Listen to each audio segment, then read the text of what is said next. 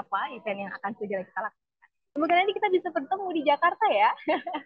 Baik, kalau begitu sepertinya sudah tidak sabar ini Bapak Ibu untuk kita bisa diskusi. Kita mulai saja ya. Yang pertama saya ingin memperkenalkan satu persatu speaker kita yang luar biasa. Saya ingin sapa terlebih dahulu. Selamat pagi Ibu Tri.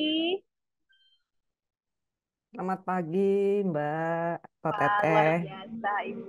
Oh, kerudungnya sama Bu. Yang paling cepat diambil yang ini. Luar biasa. Hari ini sehat Ibu? Alhamdulillah, saya Alhamdulillah. Semoga nanti kita bisa menyerap banyak-banyak ilmu dari Ibu ya Bu. sharing session aja. Sharing session, siap. Kalau begitu saya sapa narasumber kita yang kedua. Halo, Pak Izwin, sudah ready sekali ini. Apa kabar? Wah, Alhamdulillah, luar biasa. Pak Izwin, hari ini kabar baik, Pak?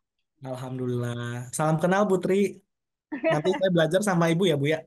Sama-sama Pak, ini kan sharing session, jadi saya juga Iya, belajar sama Bapak. iya, sama-sama belajar. Sama-sama belajar ya Ibu, Bapak. Siap. Baik, kalau begitu Pak Aziz saya mohon izin ke Ibu Tri terlebih dahulu. Setelah itu, setelah pemaparan dari Ibu, nanti kita lanjut ke Pak Aziz untuk pemaparan dari Pak Aziz ya. Baik, kalau begitu Bapak Ibu, saya sudah sapa nih kedua speaker kita yang luar biasa dari akademisi dan dari praktisi gitu yang nanti harapannya bisa melengkapi nih dari sisi knowledge-nya dan dari sisi best practice-nya. Yang pertama, kita akan menuju sesi diskusi pemaparan materi dari Ibu Tri. Sebelum itu, saya izin memperkenalkan terlebih dahulu, singkat saja ya Bu, saya baca CV-nya ini panjang sekali, pengalamannya luar biasa. Ya, Ibu Tri lahir di Surakarta ya Ibu, 11 Februari. Wah, bentar lagi ulang tahun Ibu. Ya, pendidikan S1-nya di IPB University, kemudian melanjutkan master degree di ITB ya Ibu. Lalu untuk doktoral degree-nya di University Bremen di Jerman pada tahun 2012. Nah, spesifik interest-nya, spesifik ilmu yang diajarkan oleh Ibu Tri adalah marine biology, kemudian coastal ecology, bioremediation, kemudian saat ini menjabat sebagai dosen ya Ibu di Departemen Biologi, Fakultas Matematika dan Sains di Universitas Pajajaran, Bandung. Oke, singkat saja ya Ibu kalau begitu. Supaya kita bisa langsung belajar dengan Ibu, silakan Ibu waktunya kurang lebih 20 menit untuk bisa langsung memaparkan materi. Ya, terima kasih Mbak Teteh. Ini saya izin share screen ya. Sebenarnya tadi materinya mungkin udah sedikit disebut sama Mas Unggul gitu. Bentar ya. Sebentar.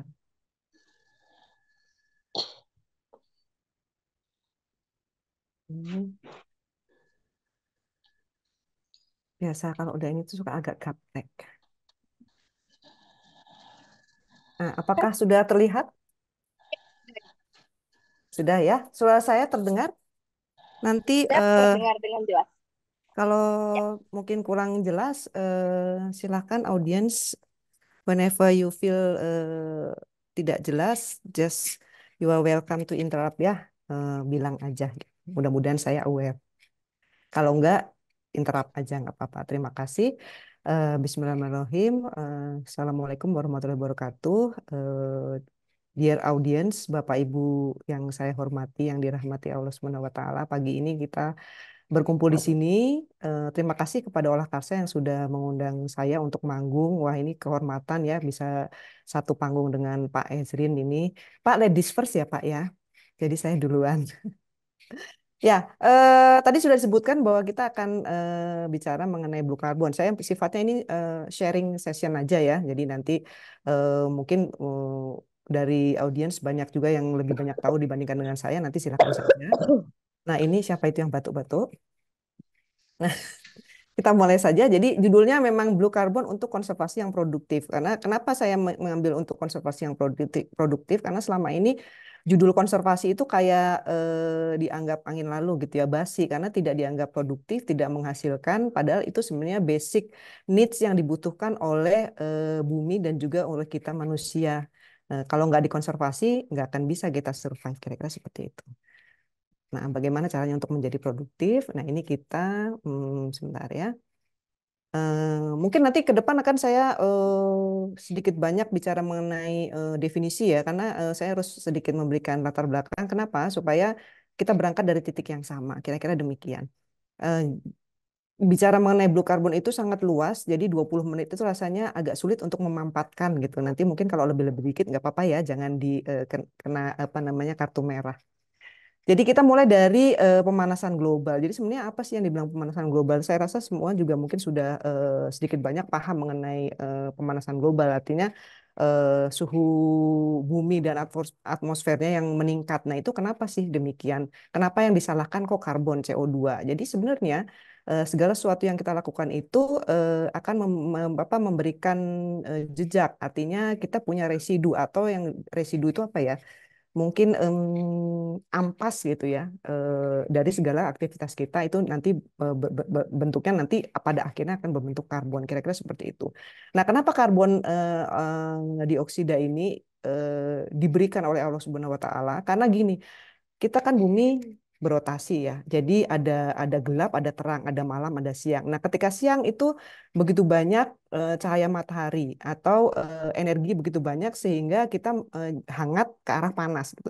Nah, begitu kita mencapai malam sebenarnya itu artinya itu ketiadaan energi atau ketiadaan panas gitu karena tidak ada sinar matahari. Nah, itulah kasih sayang Allah memberikan CO2 yang dihasilkan dari proses fotosintesis di siang hari oleh tumbuhan dan kelompok tumbuhan itu untuk kemudian diserap di atmosfer dan kemudian dipancarkan lagi pada waktu malam sehingga ketika malam atau ketiadaan matahari atau ketiadaan energi atau ketiadaan cahaya itu kita tidak drop suhunya dan kita masih bisa tidur dengan nyenyak.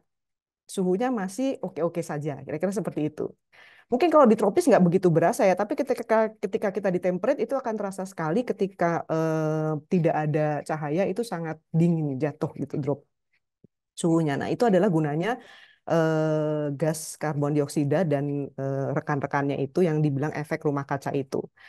Normalnya seperti itu gitu ya, pemanasan global seperti itu. Nah, dengan fotosintesis gitu ya pada siang hari, kemudian pada malam hari kan tidak ada fotosintesis karena tidak ada cahaya ya. Nah, itu gantian respirasi tumbuhan seperti itu sehingga menghasilkan eh, yang bisa menghasilkan oksigen dengan menyerap CO2 itu hanya tumbuhan dan kelompok tumbuhan gitu. Nah, sementara yang lainnya, makhluk hidup yang lainnya itu tidak bisa menghasilkan oksigen, hanya bisa menghasilkan CO2. Membebani memang kira-kira seperti itu. Makanya sebenarnya harusnya kalau produsen, kalau di piramida makanan itu yang paling banyak jumlahnya harusnya dibandingkan dengan konsumen-konsumen gitu kan kira-kira seperti itu. Nah, sejatinya alaminya adalah seperti itu sehingga semuanya balance. Nah, akan tetapi kan kita manusia itu merusak ya gitu. Kalau hewan mah dia makan nggak ngerti gitu kan ya. Dia ada instingnya, ada hukum alamnya sendiri ada sehingga dia akan terseleksi dengan sendirinya. Tapi manusia punya akal budi, nah budinya kadang nggak dipakai akalnya doang sehingga kita melakukan aktivitas yang menyebabkan karbon dioksida itu meningkat tajam dibandingkan dengan yang harusnya balancing tadi. Sehingga yang harusnya hangat jadinya hangat plus plus plus plus plus jadi mungkin nanti suatu saat akan panas. Kira-kira seperti itu. Nah, apa hubungannya global warming tadi dengan climate change? Nah, climate change ini adalah ketika apa namanya terjadi perubahan suhu segala macam yang terus-menerus berkala sifatnya dan semakin intens itu akan menyebabkan perubahan tadinya perubahan cuaca, kemudian jadi perubahan iklim. Nah, perubahan iklim inilah yang menyebabkan perubahan suhu inilah yang menyebabkan peningkatan iklim. Penyebab utamanya kira-kira seperti itu. Tapi sebenarnya yang pernah saya baca di suatu artikel ilmiah bahwa climate change ini sebenarnya alamiah akan terjadi gitu. Kan kayak kita ya, kita akan menua gitu. Prosesnya seperti itu. Tetapi harusnya kalau semuanya itu balancingnya jalan dengan benar, itu akan terjadi sekian ratus yang akan tahun atau mungkin berapa ribu tahun yang akan datang. Nah, kegiatan kita mempercepat proses itu. Jadi kalau kita manusia yang harusnya mungkin mulai tua itu di atas 60 gitulah ya. Ini karena mungkin makannya nggak benar, pola hidupnya nggak benar, nontonnya nggak benar, yang lihat nggak benar, kegiatan segala macamnya nggak benar, apa yang dimasukkan ke dalam tubuhnya tidak balance itu menyebabkan jadi penuaan dini teh. Nah, kalau penuaan dini kan kayaknya ibu-ibu cepet nih. Set, oh iya gitu ya. Nah, bumi tuh kayak gitu juga gitu. Jadi kegiatan kita itu menyebabkan penuaan dini gitu dengan tandanya adalah climate change ini salah satunya. Kira-kira seperti itu. Nah, ini ada ya di sebelah kanan, tidak akan saya sebutkan, silakan dibaca saja. Jadi tanda-tandanya seperti itu. Nah, ini bisa dilihat bahwa tahun 2020 dari tahun 1860 ini terlihat peningkatan yang cukup tajam ya. Walaupun kalau dilihat sebelah kirinya, ngan 1,5 derajat Celcius mah ternyampe signifikan, Bu, Bapak sekalian, audiens. Jadi ketika kenaikan suhu setengah derajat Celcius saja itu akan merubah keseimbangan, terutama di tumbuhan. Makanya ketika air laut itu nanti misalnya terjadi peningkatan suhu, dia akan lebih asam air lautnya sifatnya. Nah, kalau sifatnya asam dia akan terjadi ocean acidification, itu yang menghambat pembentukan koral. Jadi calcareous, alga dan koral itu dia terhambat pembentukannya sehingga dia akan menjadi bleaching dan sebagainya sehingga nggak bisa tumbuh. Nah, itu salah satunya ya, salah dua, salah tiganya akan banyak. Jadi kira-kira gitu ya, bisa dipahami lah kenapa yang namanya climate change itu asalnya dari mana, dari global warming seperti ini. Kan kalau kita misalnya dulu waktu saya kecil itu jelas musimnya. Kalau mulai Agustus September, kemudian Maret April tuh musim musim mangga tuh, musim pancaroba. Karena mangga peralihan mangga pete itu kan seperti itu ya, peralihan 2 kali dalam setahun. Nah kemudian kalau akhir tahun, awal tahun berber itu kan banyak hujan dan sebagainya itu clear tuh. Sehingga musimnya apa nih? Musim duren, ini.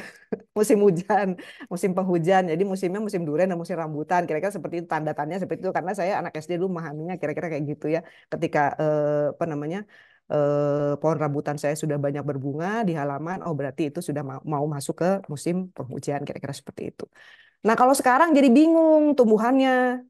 Kemarin kan ada apa El Nino, La Nina dan lain-lainnya ya. Kemarin terakhir ada badai anggrek dan sebagainya gitu.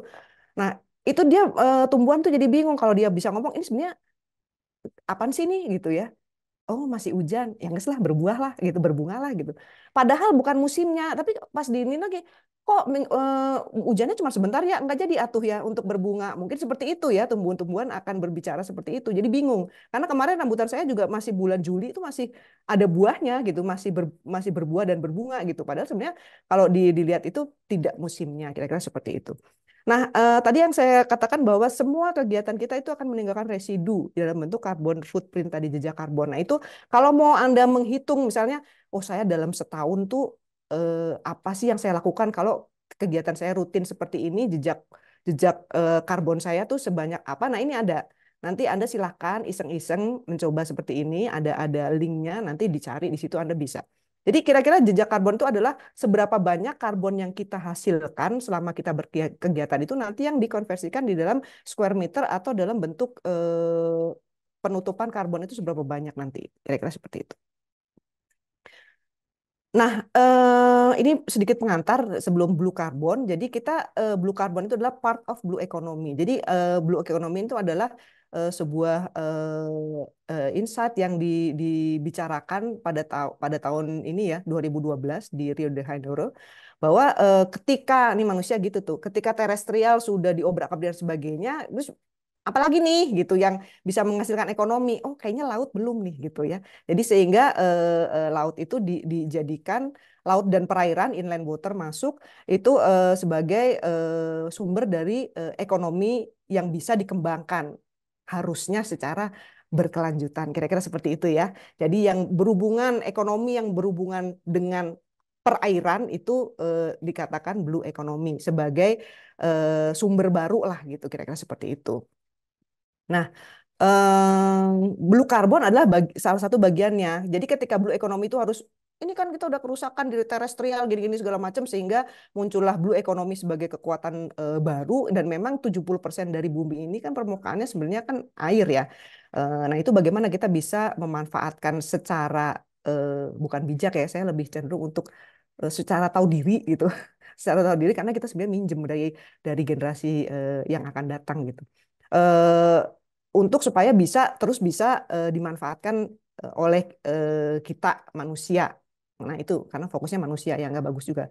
Nah, blue carbon ini salah satunya ketika konservasi mulai muncul bahwa ketika kerusakan ini kok lama-lama ini gimana nih ya? Kalau misalnya rusak terus-menerus kan berarti kan nanti nggak akan sekian tahun yang akan datang ada tuh hitung-hitungan modelnya tuh teman-teman dari matematika udah ngitung-ngitung segala macam bahwa nanti akan terjadi kepunahan spesies sekian. Nah, kayak gitu. Jadi kita nggak akan punya sumber pangan dan sebagainya. Dan sekarang sebenarnya kalau kalau dibilang dapat dikatakan bahwa kita sudah memasuki krisis pangan.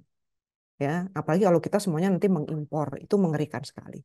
Nah, blue carbon ini adalah tadi ya karena kita ternyata dengan kegiatan kita sejauh ini kegiatan manusia anthropogenic activities itu menyebabkan konsentrasi atau jumlah karbon di atmosfer ini meningkat di luar balance-nya. Kalau tadi harusnya kan misalnya kemampuan tumbuhan dan kelompok tumbuhan itu satu cangkir lah untuk mengubah atau menyerap karbon satu cangkir. Nah, ini ditibanin karbonnya satu toren kan cangkirnya segini karbonnya satu toren karena adanya anthropogenic activities. Nah, itulah yang menyebabkan kita jadi kelebihan karbon kira-kira seperti itu.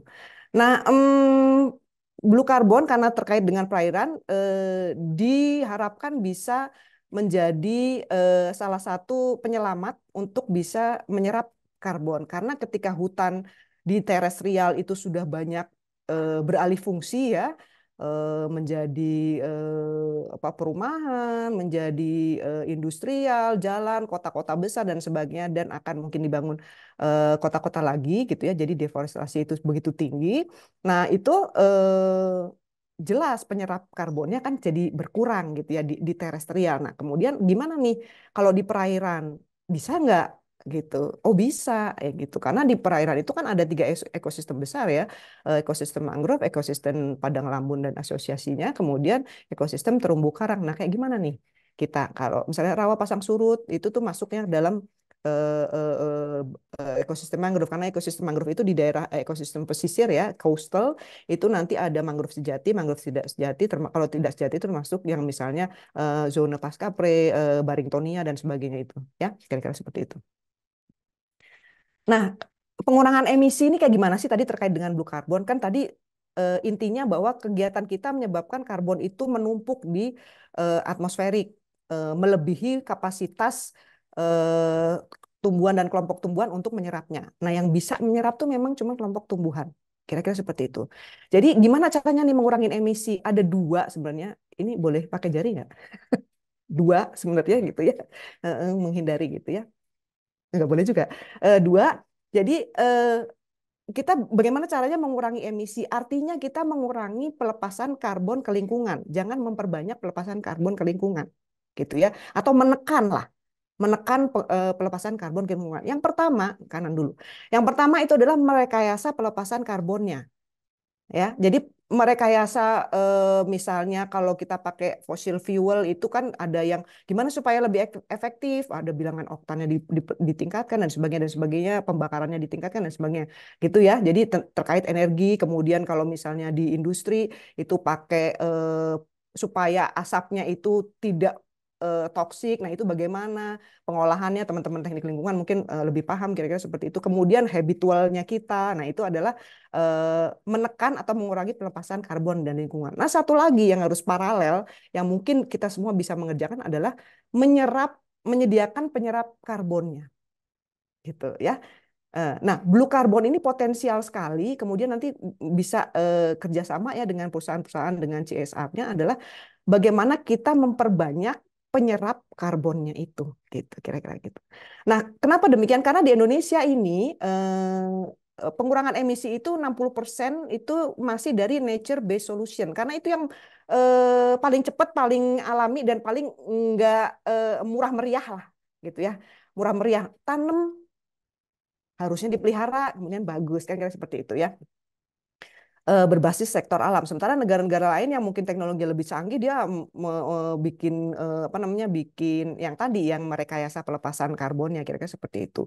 Nah, nature based solution ini nanti akan terkait dengan carbon trade atau perdagangan karbon yang bisa kita membuat itu tuh jadi suatu yang produktif atau produktif tuh tidak hanya berduit, tapi juga untuk secara ekologis itu menyediakan habitat yang bagus gitu ya. Dan itu sudah disahkan, yaitu artinya sudah apa namanya, diketok palu lah ya, karena Pak Pres akhir tahun kemarin November 2023 itu sudah meluncurkan bursa karbon Indonesia. Jadi udah membuka perdagangan karbon di Indonesia. Jadi itu intinya adalah insentif bagi perusahaan atau negara yang mengurangi emisi gas rumah kaca dengan menyediakan mekanisme untuk membeli dan menjual izin emisi atau kredit karbon. Jadi misalnya kalau Indonesia mengklaim punya lahan sekian, itu berarti dikonversikan dengan penyerapan karbon sekian sekian sekian. Nah itu nanti bisa dijual belikan, kira-kira seperti itu.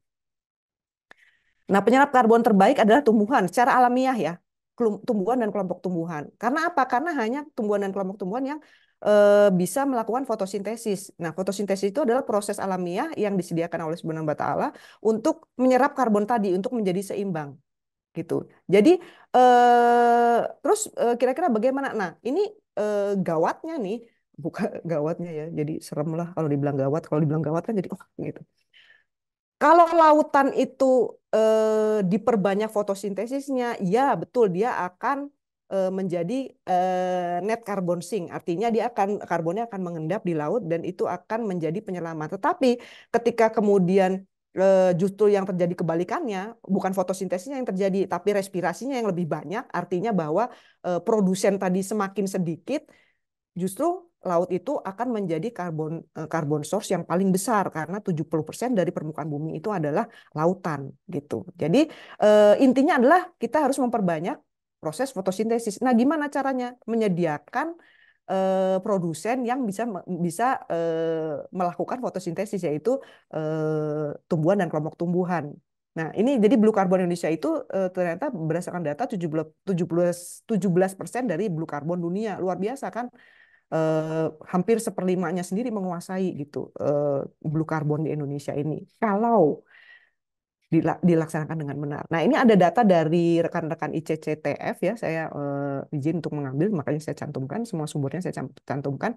Rata-rata sumber karbon di ekosistem pesisir tuh kayak gini nih. Jadi lamun sekian, rawa asin sekian, estuari sekian, oseanik, hutan tropis sekian. Jadi hutan tropis, karbon organik tanahnya ya, jadi dari biomasanya mungkin dia banyak, hutan tropis itu. Tapi ketika organik tanahnya ternyata kalah dengan oseanik. Jadi mangrove itu dia mempunyai kenapa dia unggul? Karena dia punya kemampuan untuk menyimpan karbon organik sampai ke dalam tanahnya itu lebih lama dan lebih banyak dibandingkan dengan hutan hujan tropis dan ekosistem yang lainnya. Kira-kira seperti itu. Ya. Nah, ini laju penyimpanan karbon per tahun untuk ekosistem pesisir ada seperti ini. Rawa asin ini masuknya rawa mangrove juga ya, hanya apa namanya bentuknya rawa gitu. Bedanya rawa sama danau nggak usah ya, nanti itu kan jadi kuliah ekologi perairan. Kalau mau nanti silakan ikut kuliah di Unpad dengan saya. Saya lanjutkan ya. Nah, ini masih juga data dari ICCTF.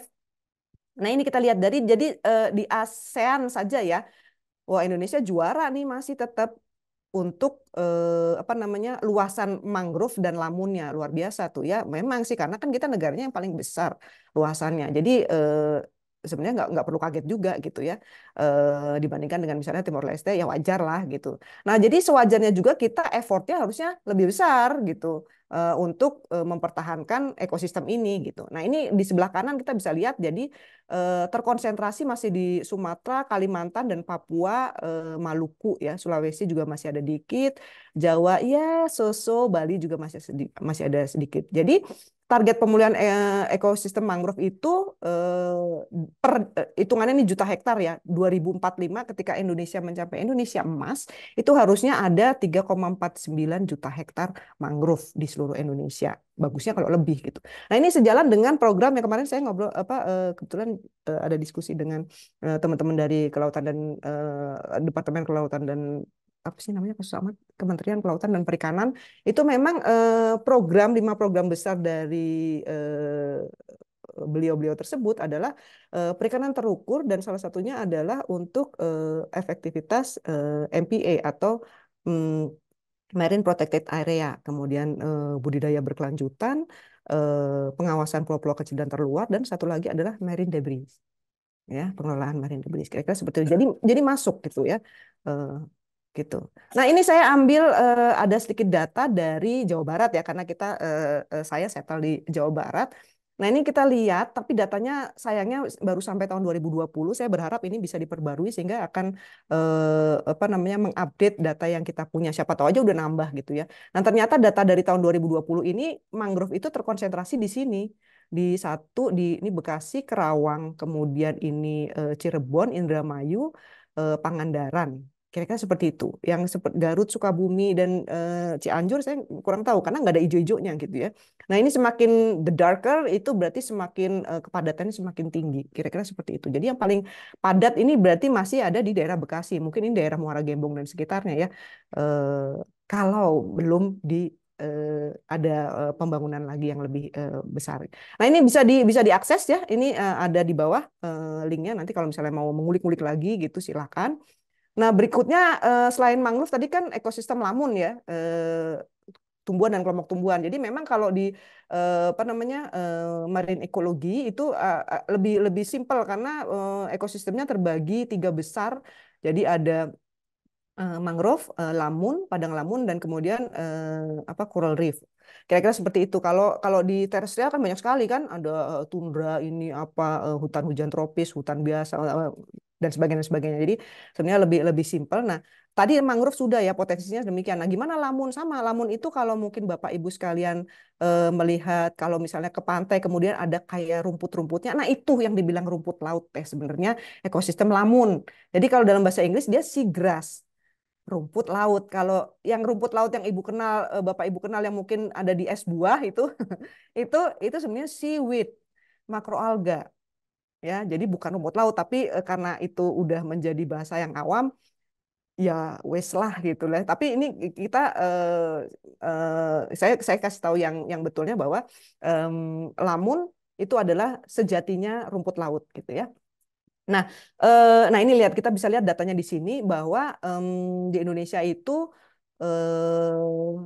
sebenarnya di dunia itu ada 60 jenis dan Indonesia itu sebenarnya punya 15, tapi yang ditemukan hanya 12, satu sudah dinyatakan punah gitu ya. Data tahun 2007 ini. Nah, mungkin data tahun 2023 jangan-jangan yang punah tambah banyak gitu ya atau gimana nggak ngerti juga gitu. Nah, ini adalah jenis lamun dan status padang lamunnya di Indonesia. Jadi luas padang lamun di Indonesia itu kecil ya. Tapi lamun ini luar biasa walaupun kecil dia apa namanya sebenarnya dialah yang menjaga supaya abrasi pantai itu tidak cepat terjadi karena lamun itu sistem perakarannya itu sangat rumit, dia kayak kepang gitu dan jauh ke dalam ya, bisa sampai sekitar setengah meter. Itu yang dia yang menjaga supaya pantai itu tidak terjadi, tidak terkikis. Kira-kira seperti itu. Jadi dengan adanya pasang surut itu kan kayak digosep-gosep gitu. Nah, lamun lah yang menjaga itu supaya nggak habis gitu. Sebenarnya gitu fungsinya dia dan dia luar biasa karena dia dengan ketenangan arusnya itu menjadikan dia tempat mainnya makhluk-makhluk kecil juvenil-juvenil dari ikan-ikan atau makhluk-makhluk yang di ekosistem yang lebih dalam yaitu yang di ekosistem terumbu karang. Jadi kalau tempat mainnya, playgroundnya atau nursery groundnya itu harusnya di padang lamun sebelum dia masuk ke lautan yang lebih keras ombaknya dan sebagainya. Kira-kira seperti itu. Nah ini kita lihat ya di sini bahwa ternyata yang tergolong sehat dari sekian kilometer persegi itu hanya 5%, luar biasa mengerikan ya. Dan yang tergolong kurang sehat itu 80% dan tidak sehatnya 15% ya karena memang orang melihatnya ini lamun apaan sih kan gitu ya. Ini rumput-rumput apaan sih? Pelabuhan segala macam itu kan pasti akan menghilangkan itu gitu ya sehingga lamunnya akan hilang. Padahal sebenarnya dengan kalau mempertahankan lamunnya pelabuhan itu akan terbantu dari deburan ombak gitu. Dia termasuk pemecah ombak juga gitu. Kira-kira seperti itu. Nah, ini adalah jenis-jenis lamun di Indonesia yang nanti silakan kalau mau dihafalin nanti mungkin di akhir ada kuis. Untuk kan ada door prize ya. Coba dihafalin ini. Boleh di screenshot gitu.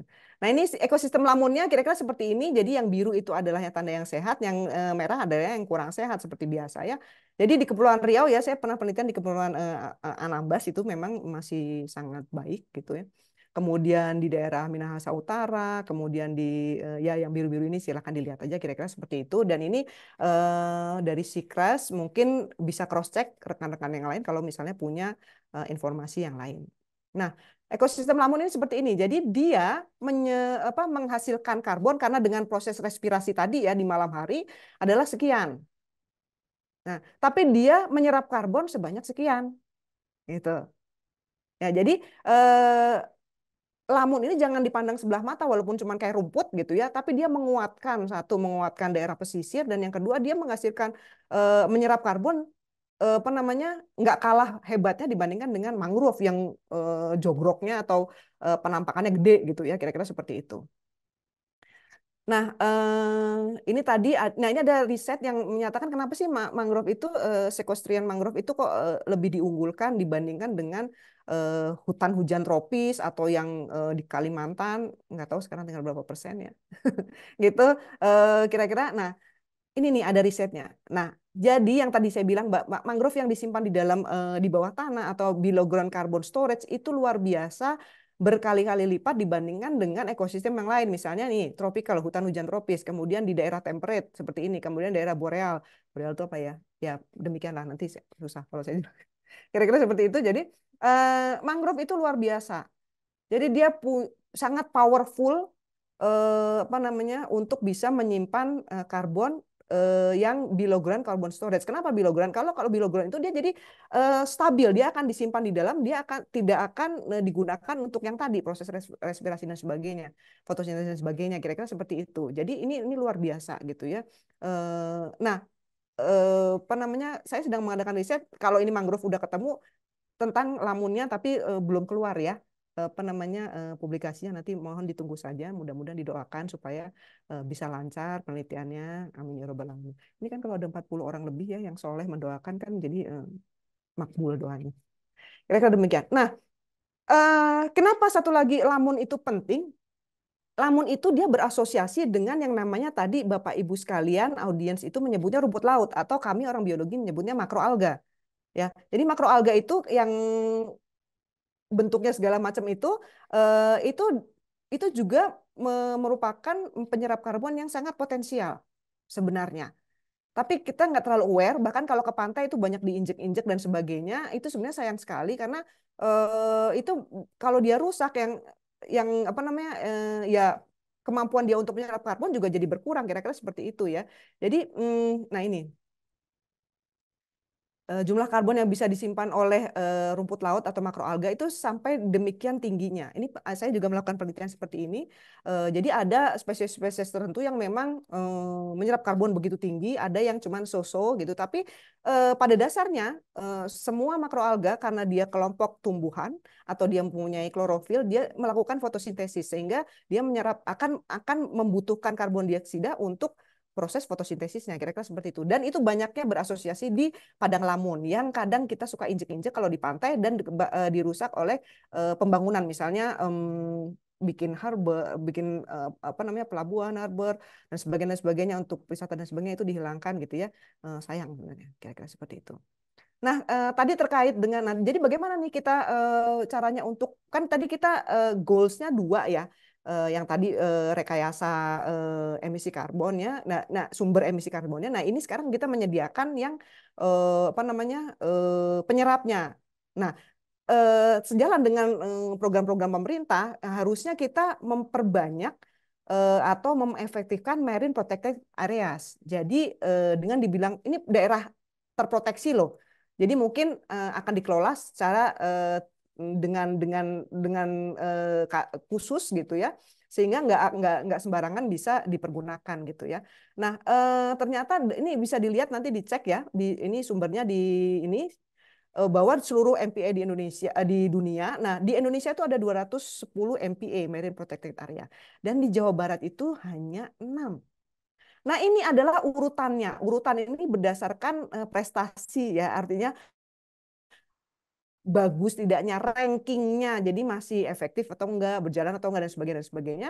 Itu yang paling bagus memang masih di Pulau Biawak di Indramayu, dan yang paling buncit kalau di Jawa Barat itu adalah di Pananjung Pangandaran. Kalau dia 210 MPA di Indonesia, Pangandaran urutan 200. Lumayan gitu ya. Nah, yang lainnya adalah seperti ini. Jadi statusnya memang less protected karena banyaknya adalah nature recreation park, marine wildlife dan sebagainya ya.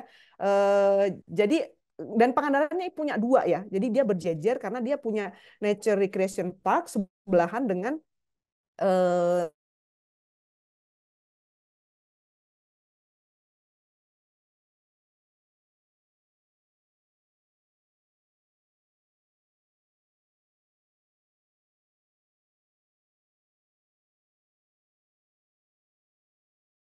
Waduh, sepertinya Ibu sedang ini ya, terlempar. Bapak Ibu, karena sudah ada yang menyampaikan pertanyaan di sini, karena materinya memang seru sekali, dalam sekali, nggak salah ini ya, speakernya. Saya mau mengingatkan yang ingin bertanya, karena nanti akan ada door prize juga, giveaway ya dari kita, untuk bisa menanyakan pertanyaannya dengan format nama, kemudian underscore, dari instansi atau perusahaan apa, kemudian baru dituliskan pertanyaannya, dan ditujukan kepada siapa. Sambil kita menunggu Ibu kembali.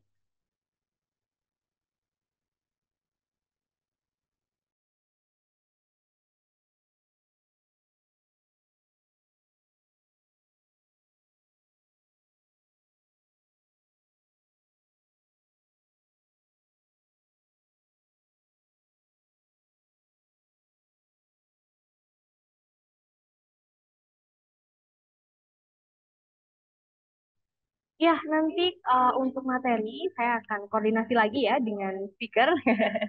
Kalau tidak, nanti jangan khawatir karena recordnya nanti akan segera kita upload juga. Jadi bisa ditonton kembali sambil dipelajari kembali.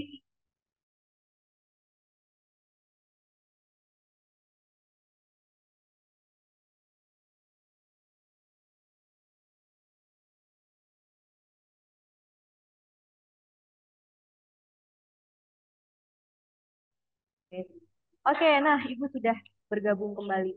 kelempar ya, mohon maaf ya. Ya, Bu. Eh, Oke, eh. Jadi boleh nanti silakan langsung dilanjutkan, Ibu. sampai mana ya? Dari mulai mana tadi kelemparnya? Tadi di ekosistem pesisir Indonesia, itu salah satunya di Jawa Barat. Tadi, nah di sini. Oh, ini MPA ya? Ya, betul. Oke ya, jadi MPA ini ternyata di Jawa Barat hanya ada 6 dan itu ini adalah urutannya ya dari 210 yang ada di Indonesia, Jawa Barat punya 6 dan ini adalah urutannya. Urutan ini berdasarkan ranking apakah dia efektif atau tidak, berjalan atau tidak, bagus atau enggaknya gitu ya. Nah, yang pertama ditempati oleh Pulau Biawak nih di Indramayu, yang kedua adalah Pangandaran. Jadi Pangandaran itu kan ada dua kalau nggak salah, ada eh, rekreasinya untuk yang bisa digunakan untuk rekreasi, dan satu lagi yang cagar alamnya. Nah, yang cagar alamnya itu menempati urutan ke-71 ya, dan yang kalau yang apa namanya untuk yang recreational parknya 200 dari 210. Nah, ini bisa nanti Anda cek kalau mau apa namanya melihat 210 MPA itu apa aja sih gitu, kira-kira seperti itu. Jadi ada Raja Empat dan sebagainya, urutan pertama teh apa, silahkan nanti bisa dilihat. Dan ini harus diperbanyak. Ansih ini diperluaskan, ini luasannya segini nih. Nah, 396 dari 407. Nah, ini bisa nggak kalau di fullin jadi 407? Nah, itu jadi programnya kita yang sederhana, tapi ini aja dulu gitu. Gimana caranya untuk menambah menambah sumber fotosintesis tadi gitu ya.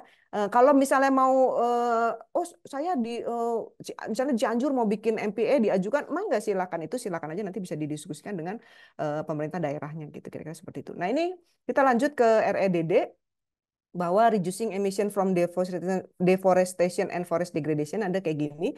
Dan sebenarnya kalau dibilang to combat climate change sudah nggak combat lagi ya. Jadi gini, kemarin terakhir itu saya dengan FAO dan Jeff 5 itu terlibat dalam untuk transboundary diagnosis analysis dan juga strategic action program. Jadi bagaimana melihat suatu keseluruhan untuk Indonesian Sea Large Marine Ecosystem gitu ya. Jadi mitigasi itu pencegahan. Jadi sementara itu kalau climate change it is now happening gitu ya. Jadi udah nggak lagi kita mitigate karena it's happen now and still continuing gitu ya. Mitigate itu kan kalau belum. Nah, jadi digunakannya istilahnya adalah adaptive.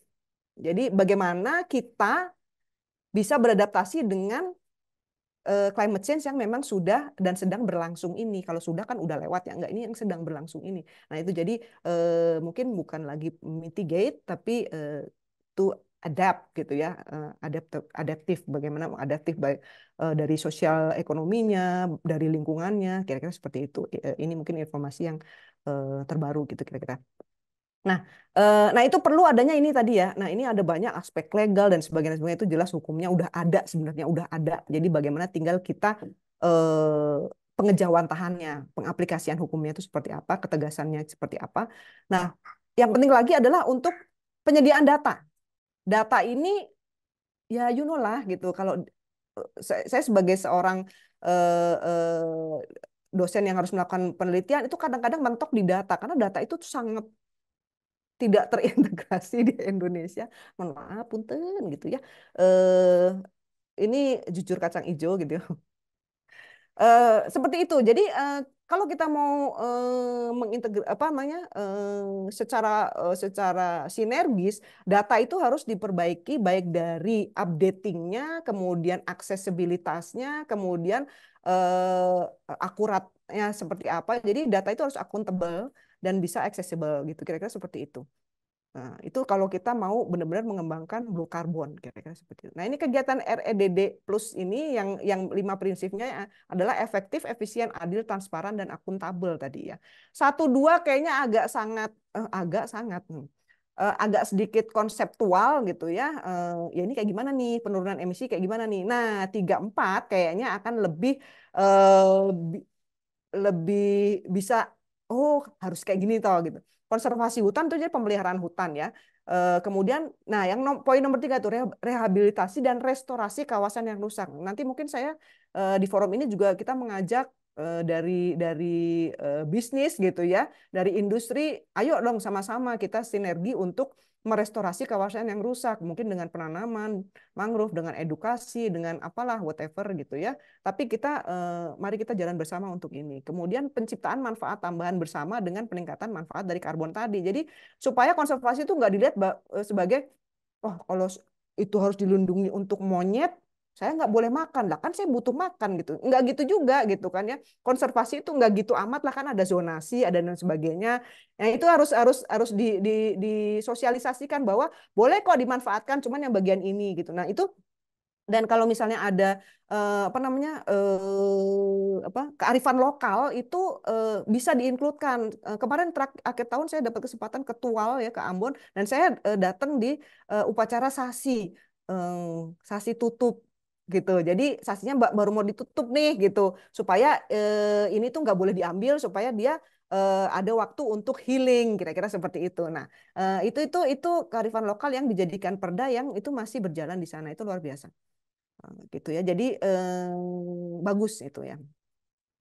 Nah, ini karbon kredit adalah yang tadi ya. Jadi bahwa ini hitung-hitungannya ya, hitung-hitungannya per dolarnya gini-gini. Kalau yang suka ekonomi, berapa sih kalau misalnya gua nanam cabe nih sekian pot di rumah, bisa nggak diajukan jadi karbon kredit? Oh bisa aja gitu kira-kira misalnya seperti itu ya. Bolehlah. Jadi bagaimana kita kita jadi punya izin misalnya saya punya sekian ratus hektar itu boleh nggak kalau diajukan sebagai karbon kredit? Oh boleh gitu, kira-kira seperti itu kan udah ada bursanya gitu ya. Ya kira-kira demikian. Terima kasih. Kurang lebihnya mohon maaf. Ya wassalamualaikum warahmatullahi wabarakatuh. Waalaikumsalam warahmatullahi wabarakatuh. Wah, luar biasa sekali, Bu. Ini lengkap sekali, Bu. Tapi saya mau mengingatkan ke Bapak Ibu partisipan ya, jangan kenyang dulu ya. Jangan kenyang dulu karena masih ada pembahasan lebih lanjut. Tadi ada beberapa hal yang saya highlight dari apa yang disampaikan tadi. Di antaranya adalah ada dua apa namanya upaya yang bisa dilaksanakan secara paralel atau secara bersamaan. Di antaranya adalah merekayasa pelepasan karbon itu. Yang kedua adalah menyerap karbon supaya dengan menciptakan tadi bagaimana memperbanyak penyerap karbon yang begitu. Nah, ini yang mungkin salah satunya adalah upaya yang nyata di depan mata kita bisa lakukan bersama-sama ya, Bu. Mulai dari pemerintah tadi mungkin dengan beberapa peraturan-peraturan baru yang sudah diluncurkan, carbon trade, dan lain sebagainya. Nah, sekarang kita mau masuk ke sisi bisnisnya nih, Ibu. Tadi sempat menyampaikan juga, salah satunya di REDD Plus, di mana kegiatan konservasi lingkungan, kegiatan untuk menjaga selain kita sudah tidak lagi memitigasi ya Ibu ya, tapi kita harus mulai adaptif gitu, karena it's happening now gitu. Climate change is happening now. Jadi ternyata proses-proses atau upaya untuk melestarikan lingkungan dengan cara tadi ya memperbanyak produsen atau tumbuhan-tumbuhan yang bisa mengikat karbon tersebut ternyata bisa berjalan selaras dengan kehidupan masyarakat ya Bu ya. Salah satunya contohnya tadi di Tual ya Bu, luar biasa sekali, ini sudah bahkan ada aturan adatnya begitu ya Bu ya, aturan lokalnya yang masih diterapkan sampai sekarang. Oke, sekali lagi terima kasih banyak Ibu atas materinya, sangat-sangat menempel nih di otak. Terima kasih Ibu, boleh beristirahat. Kalau begitu saya ke Pak Ezwin terlebih dahulu. Oke, saya sapa kembali Pak Ezwin, masih di tempat? Halo, masih kedengeran ya saya? Ya, siap, sudah. Oke. Oke, Pak Izin tadi Putri sudah menyampaikan dalam dan lengkap sekali ya terkait dengan Lengkap banget. bagaimana blue carbon Iya, iya. dan seperti apa upaya-upaya dari sisi pemerintah tadi dan dari sisi akademisi sebagai yang melakukan penelitian terkait tadi kebutuhan-kebutuhan utamanya adalah data gitu. Nah, di akhir tadi diserempet juga nih terkait dengan konservasi lingkungan yang ternyata bisa berjalan selaras dengan kehidupan sehari-hari dengan kegiatan masyarakat. Nah, ini adalah hal yang dilakukan atau upaya yang dilakukan oleh PT PL Indonesia Persero ya, Pak Edwin, salah satunya untuk bisa melestarikan lingkungan, supaya bisa juga kesejahteraan sosial masyarakat di sekitarnya ini bisa tetap berjalan, begitu. Nah, saya mau mengingatkan juga ke Bapak Ibu yang sudah ada pertanyaan, sudah mulai banyak nih, nanti akan dipilih ya oleh panitia, nanti bisa saya kasih kesempatan juga untuk menanyakan secara langsung. Oke, Pak Edwin, silahkan sesi ini saya serahkan ke Pak Ezin untuk bisa menyampaikan best practice-nya, upaya apa yang telah dilakukan yang bisa menjadi semacam apa ya, mungkin motivasi untuk kita juga supaya kita bisa bersama-sama mendukung konservasi lingkungan untuk adaptif terhadap climate change. Silahkan Pak Ezin. Oke, baik. Terima kasih Mbak Rizkia. Makasih banyak buat tim Olah Karsa udah ngundang kami ya. Eh, Kami coba sharing sedikit tentang program kami, implementasi praktik sustainability di Kalimantan Timur. Jadi kami punya project terkait restorasi ekosistem laut dan ekosistem pesisir gitu ya. Mungkin sebelum masuk langsung ke paparan, saya coba perkenalkan dulu. Ada Mas Kures juga, tim kami di Samarinda gitu. Jadi dulu kami di Samarinda punya project di Pangempang gitu di Muara Badak. Mungkin sebelum ke materi langsung ke ini aja ya, ke video dulu ya Mas Kures, dibantu. Oke, siap Mas Join.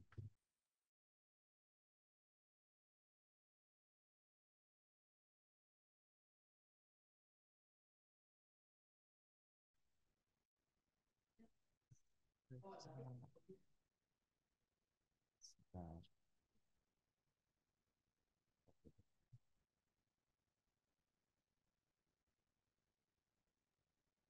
Belum belum belum muncul Mas.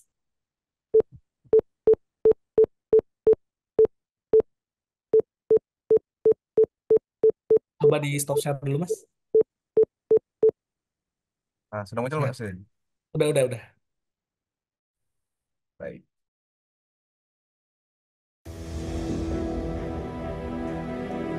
Viral penangkapan ikan dengan bom. Bukan kegiatan penangkapan ikan secara ilegal. Pengaboman ikan yang viral ini masih dalam penanganan dan penyelidikan kepolisian.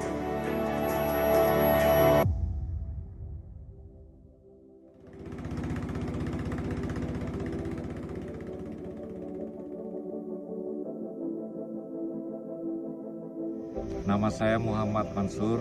Keseharian saya di Pangempang ini adalah sebagai ketua kelompok masyarakat Bina Lestari. PLN Indonesia Power menyampaikan sosialisasi tentang PLN Green, di mana PLN Indonesia Power berkomitmen untuk melestarikan lingkungan di perairan Pangempang, Desa Tanjung Limo ini. Kemudian saya sampaikan kepada akademisi Universitas Ulama Rahman dan perangkat desa, kecamatan, dan alhamdulillah mereka setuju. Selain transplantasi terumbu karang, kami berdiskusi untuk mencari solusi aktivitas illegal fishing. Sehingga lahirlah ide untuk membuat pos pantau terumbu karang di perairan laut. Pos pantau terumbu karang ini juga berfungsi untuk pusat pengawasan illegal fishing yang terjadi di perairan Pangempang, Desa Tanjung Limo, Kecamatan Muara Badak. perlu langkah nyata untuk menyelamatkan ekosistem terumbu karang di perairan Pangempang. Transplantasi yang telah dilakukan sangat berguna untuk kelestarian lingkungan. Kami dari akademisi Universitas Mula Warman siap membantu dengan menggunakan teknologi dan teknik transplantasi yang tepat sehingga berguna untuk kelestarian lingkungan terumbu karang.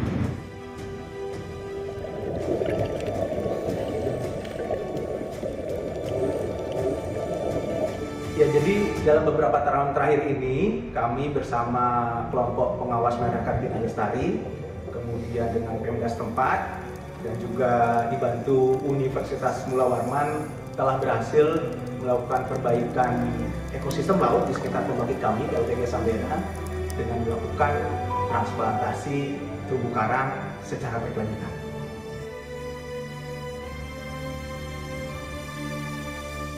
Indonesia Navy dari Angkatan Laut bersama TNI Polri yang ada di sini sangat senang bahwa masyarakat di sini semuanya berpartisipasi dalam menjaga lingkungan. Kita akan handle dari defense-nya. These very valuable assets in Kalimantan, khususnya nanti yang menjadi IKN. Semoga program ini dapat berkelanjutan dan diperluas pada ekowisata yang ada di Pangempang. Perkenalkan, nama saya Ahmad Sabarudin. Keseharian saya sering menangkap ikan di laut. Sebelum ada program ini untuk mendapatkan hasil itu jauh ke tengah laut. Jadi kalau sekarang itu sudah dekat-dekat, sudah lumayan lah hasilnya.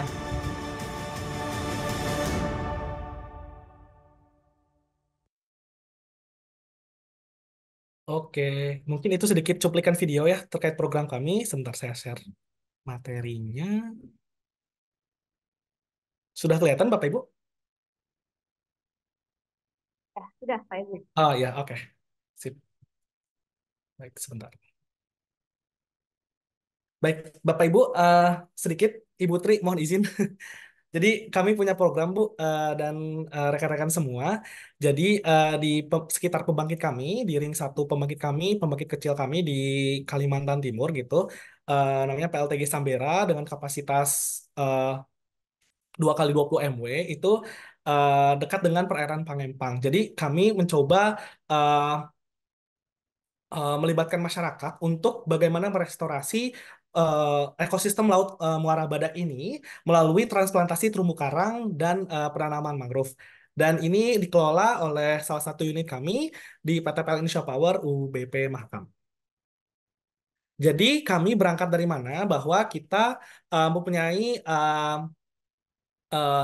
rencana jangka panjang dari CSR dari PT PLN Persero dari holding kami dengan mengadopsi ISO 26000 yang mengintegrasikan bahwa business practices dengan meng-create share value, strategic value, dan competitive advantages, di mana ada 3 main program dengan PLN Power, PLN Pintar, PLN Power, serta PLN Go Green. Dan kita sasar sesuai dengan tema pada hari ini, Blue Carbon, untuk memitigasi perubahan iklim, yaitu di PLN Go Green.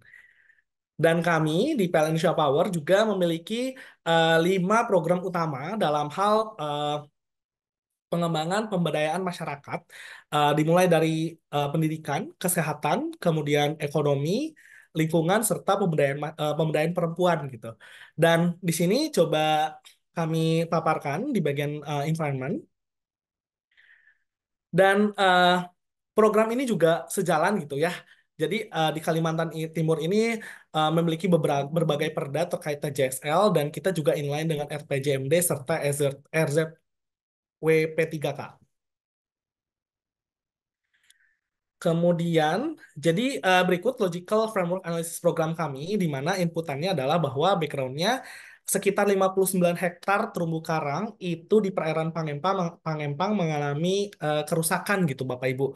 Di mana hal ini disebabkan oleh berbagai aktivitas manusia yang destruktif, penangkapan ikannya mulai dari penggunaan bom gitu, mini troll, terus penggunaan bahan kimia gitu. Selain itu juga tadi disebutkan di materinya Ibu Tri, perubahan iklim ini juga mempengaruhi ekosistem laut, salah satunya terumbu karang gitu. Dan di Kalimantan Timur ini 50% kebanyakan bahwa produksi ikan itu berasal dari Kabupaten Kutai Kartanegara, di mana si perairan Pangempang ini berada di wilayah tersebut. Dan kita juga punya program transformasi gitu ya, PLN Green, serta untuk target net zero emission PLN di tahun 2060.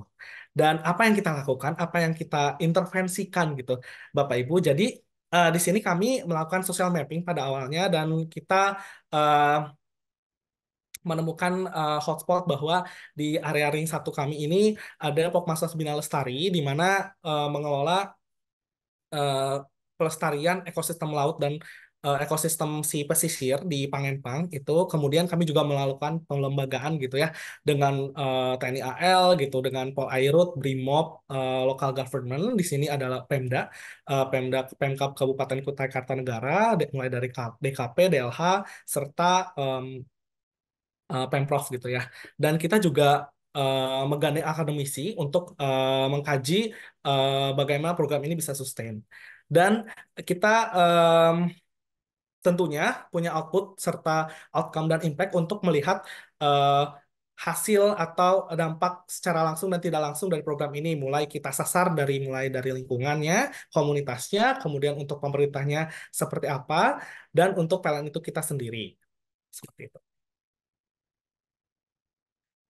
Skema program dari restorasi terumbu karang ini serta penanaman mangrove gitu ya, Bapak Ibu. em, kita punya 3 program utama. Yang pertama itu kita membangun pos pantau terumbu karang gitu. Kemudian kemudian kita transplantasi terumbu karangnya itu sendiri dan serta rehabilitasi populasi ikan. Dan kita juga melakukan reforestation atau penanaman mangrove di area pesisir di perairan Pangempang. Hal ini juga kita tidak sendirian gitu ya, didukung dari berbagai stakeholder yang menjadi kunci utama dalam keberjalanan program ini gitu Bapak Ibu. Dan lokal hero kita Pokmaswas Bina Lestari yang merupakan selain mitra binaan kami binaan dari DKP Provinsi Kalimantan Timur serta DKP Kabupaten Kutai Kartanegara. Nah, mungkin beberapa berikut dokumentasi pada saat proses pelembagaan dengan berbagai stakeholder seperti Pokmaswas, kemudian ada institusi pendidikan dalam hal ini Fakultas Perikanan dan Ilmu Kelautan dari Universitas Mula Warman gitu ya, dan Pemkab dari Kutai Kartanegara.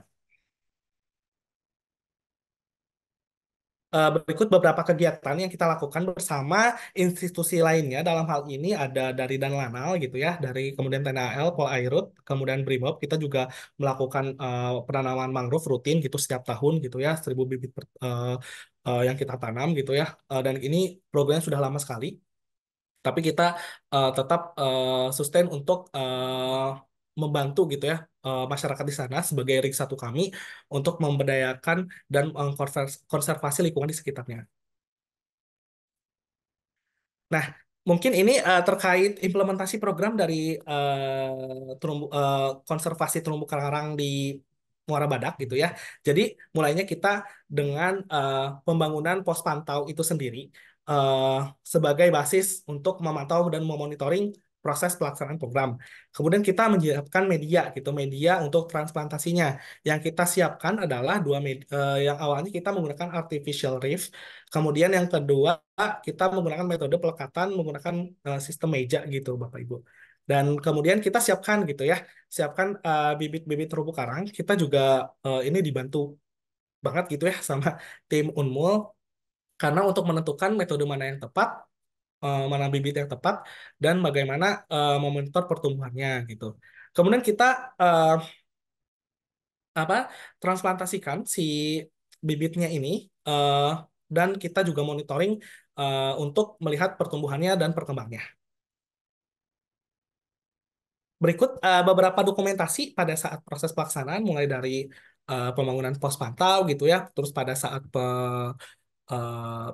pembuatan media transplantasi, kemudian pada saat transplantasinya gitu ya, kita juga lihat monitor gitu lateral growth sama vertical growth-nya gitu ya, tingginya dan lebarnya gitu ya, untuk menjadi laporan kajian kami untuk apakah program ini tetap sustain atau tidak. Ini beberapa dokumentasi pada saat pos pantau kita bangun gitu bersama masyarakat. ini beberapa dokumentasi gitu ya, mungkin Bapak Ibu pada saat penyiapan medianya, kita berdayakan masyarakat di sana gitu ya. Jadi kita benar-benar dari mulai awal hingga akhir kita nggak kemana-mana gitu. Kita libatkan yang di sana gitu. Karena Pak Mansur ini sebagai lokal hero kita memang menjadi tokoh di sana dan eh, mampu menggerakkan berbagai lapisan masyarakat untuk ikut terjun dalam program ini.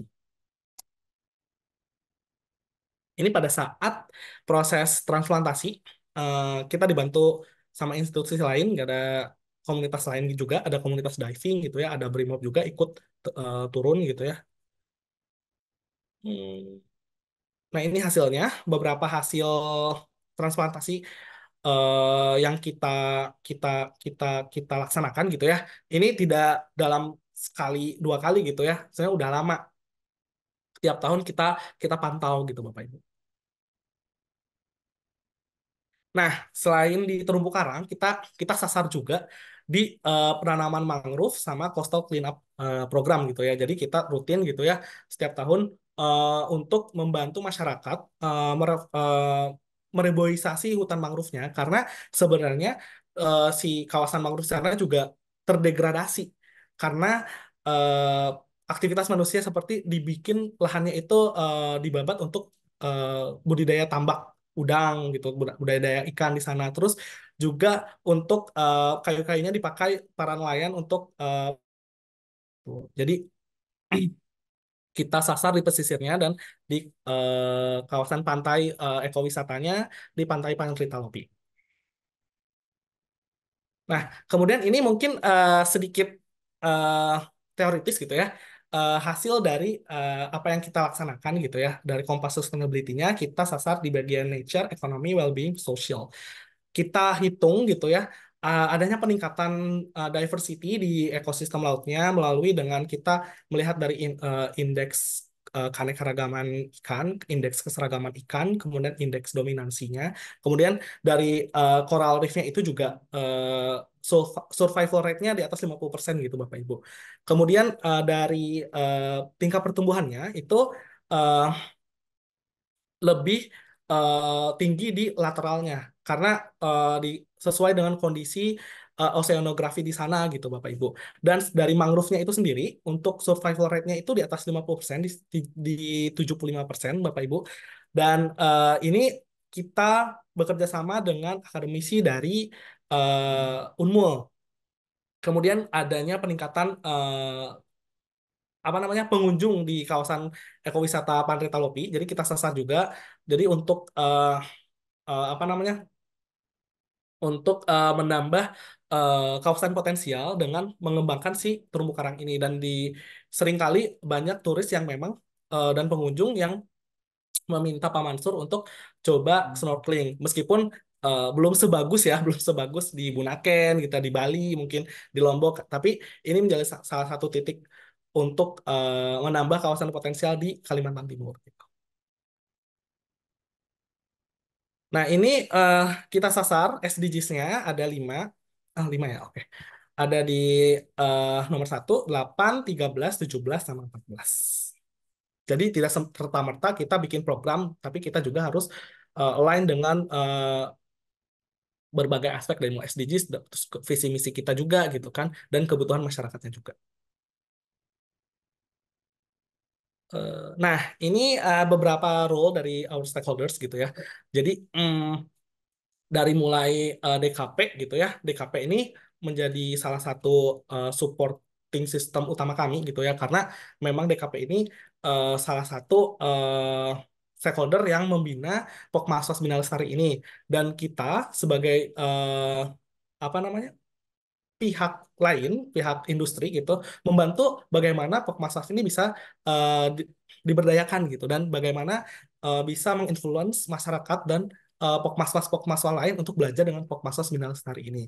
Dan kita juga publikasikan gitu ya, kita kita sebar apa namanya si program ini di berbagai media mulai dari Kaltim Post, liputan6.com serta Kaltim Prokal untuk membantu kawasan potensial ini untuk layak dikunjungi oleh berbagai pengunjung dari Kalimantan Timur.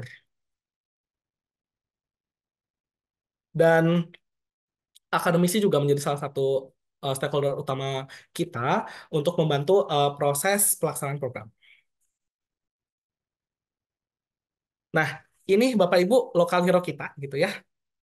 Tugas utamanya memang mensupervisi area coastal untuk mencegah terjadinya aktivitas manusia yang destruktif gitu ya, dari mulai illegal fishing gitu ya, terus membebat hutan mangrove gitu ya. Dan ini beliau yang peran utamanya gitu.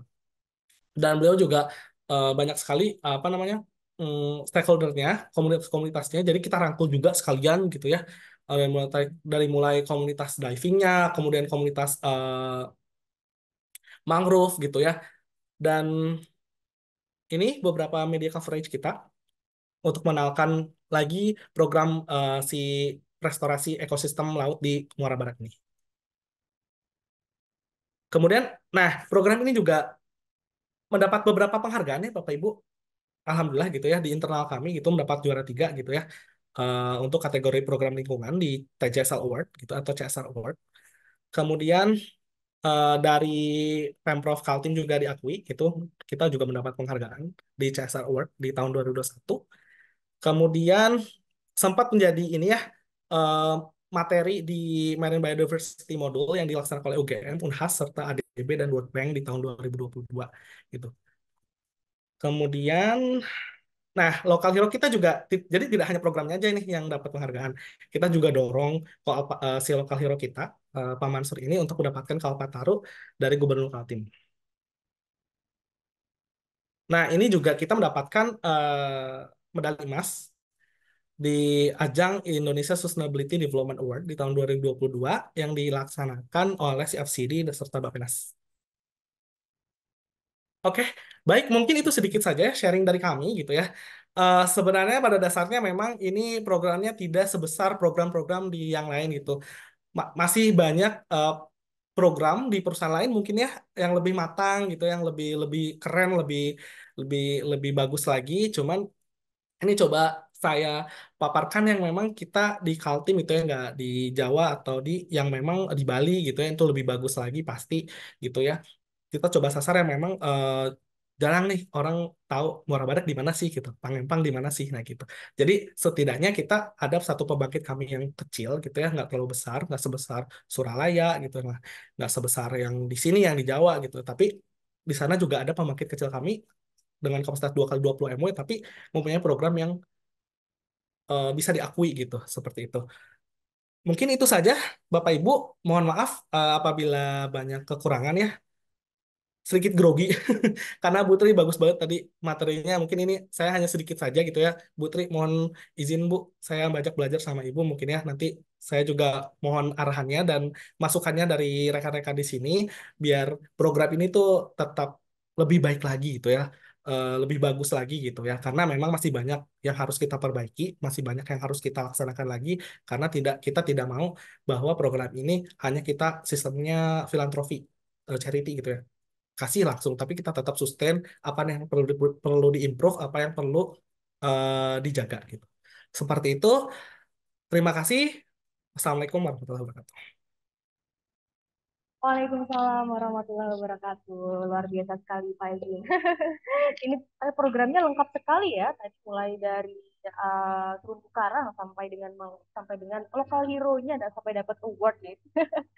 Ya, tadi yang saya coba tangkap menarik dari apa yang disampaikan Pak Ezin adalah bagaimana bahwa program ini berjalan sudah, ini saya yakin tidak sebulan 2 bulan ya Pak Ezin. Pasti sudah berjalan dalam jangka waktu yang cukup lama begitu. Pasti banyak sekali jatuh bangunnya begitu ya, apalagi melibatkan masyarakat di sana. Karena saya yakin tidak semua orang, tidak semua pihak bisa langsung aware gitu ya, tidak semua pihak bisa langsung oke, saya ingin bergabung di kegiatan ini karena kalau kita program yang mengarah ke lingkungan, otomatis tidak dapat ini ya, Pak Izin. Kita dapat manfaatnya secara langsung begitu ya, Pak Izin. Oke, baik, sekali lagi terima kasih Pak Izin atas sharingnya program yang luar biasa. Saya sepakat sekali, saya tidak ingin program-program yang inisiatifnya sudah bagus hanya berjalan beberapa saat saja ya Pak, tapi bisa berjalan harapannya sustain gitu, terus memberikan dampak baik untuk masyarakat serta lingkungan. Oke, Bapak Ibu, sudah selesai kita pemaparan dari dua pemateri yang luar biasa. Secara lengkap mendetail terkait dengan blue carbon, secara konsep dan data tadi sudah lengkap sekali ya. Kemudian ditambah tentunya best practice yang telah dilakukan oleh PT PLN Indonesia Power yang disampaikan oleh Pak Ezrin. Salah satu contoh mungkin ya Pak, ini nggak satu-satunya ya saya yakin.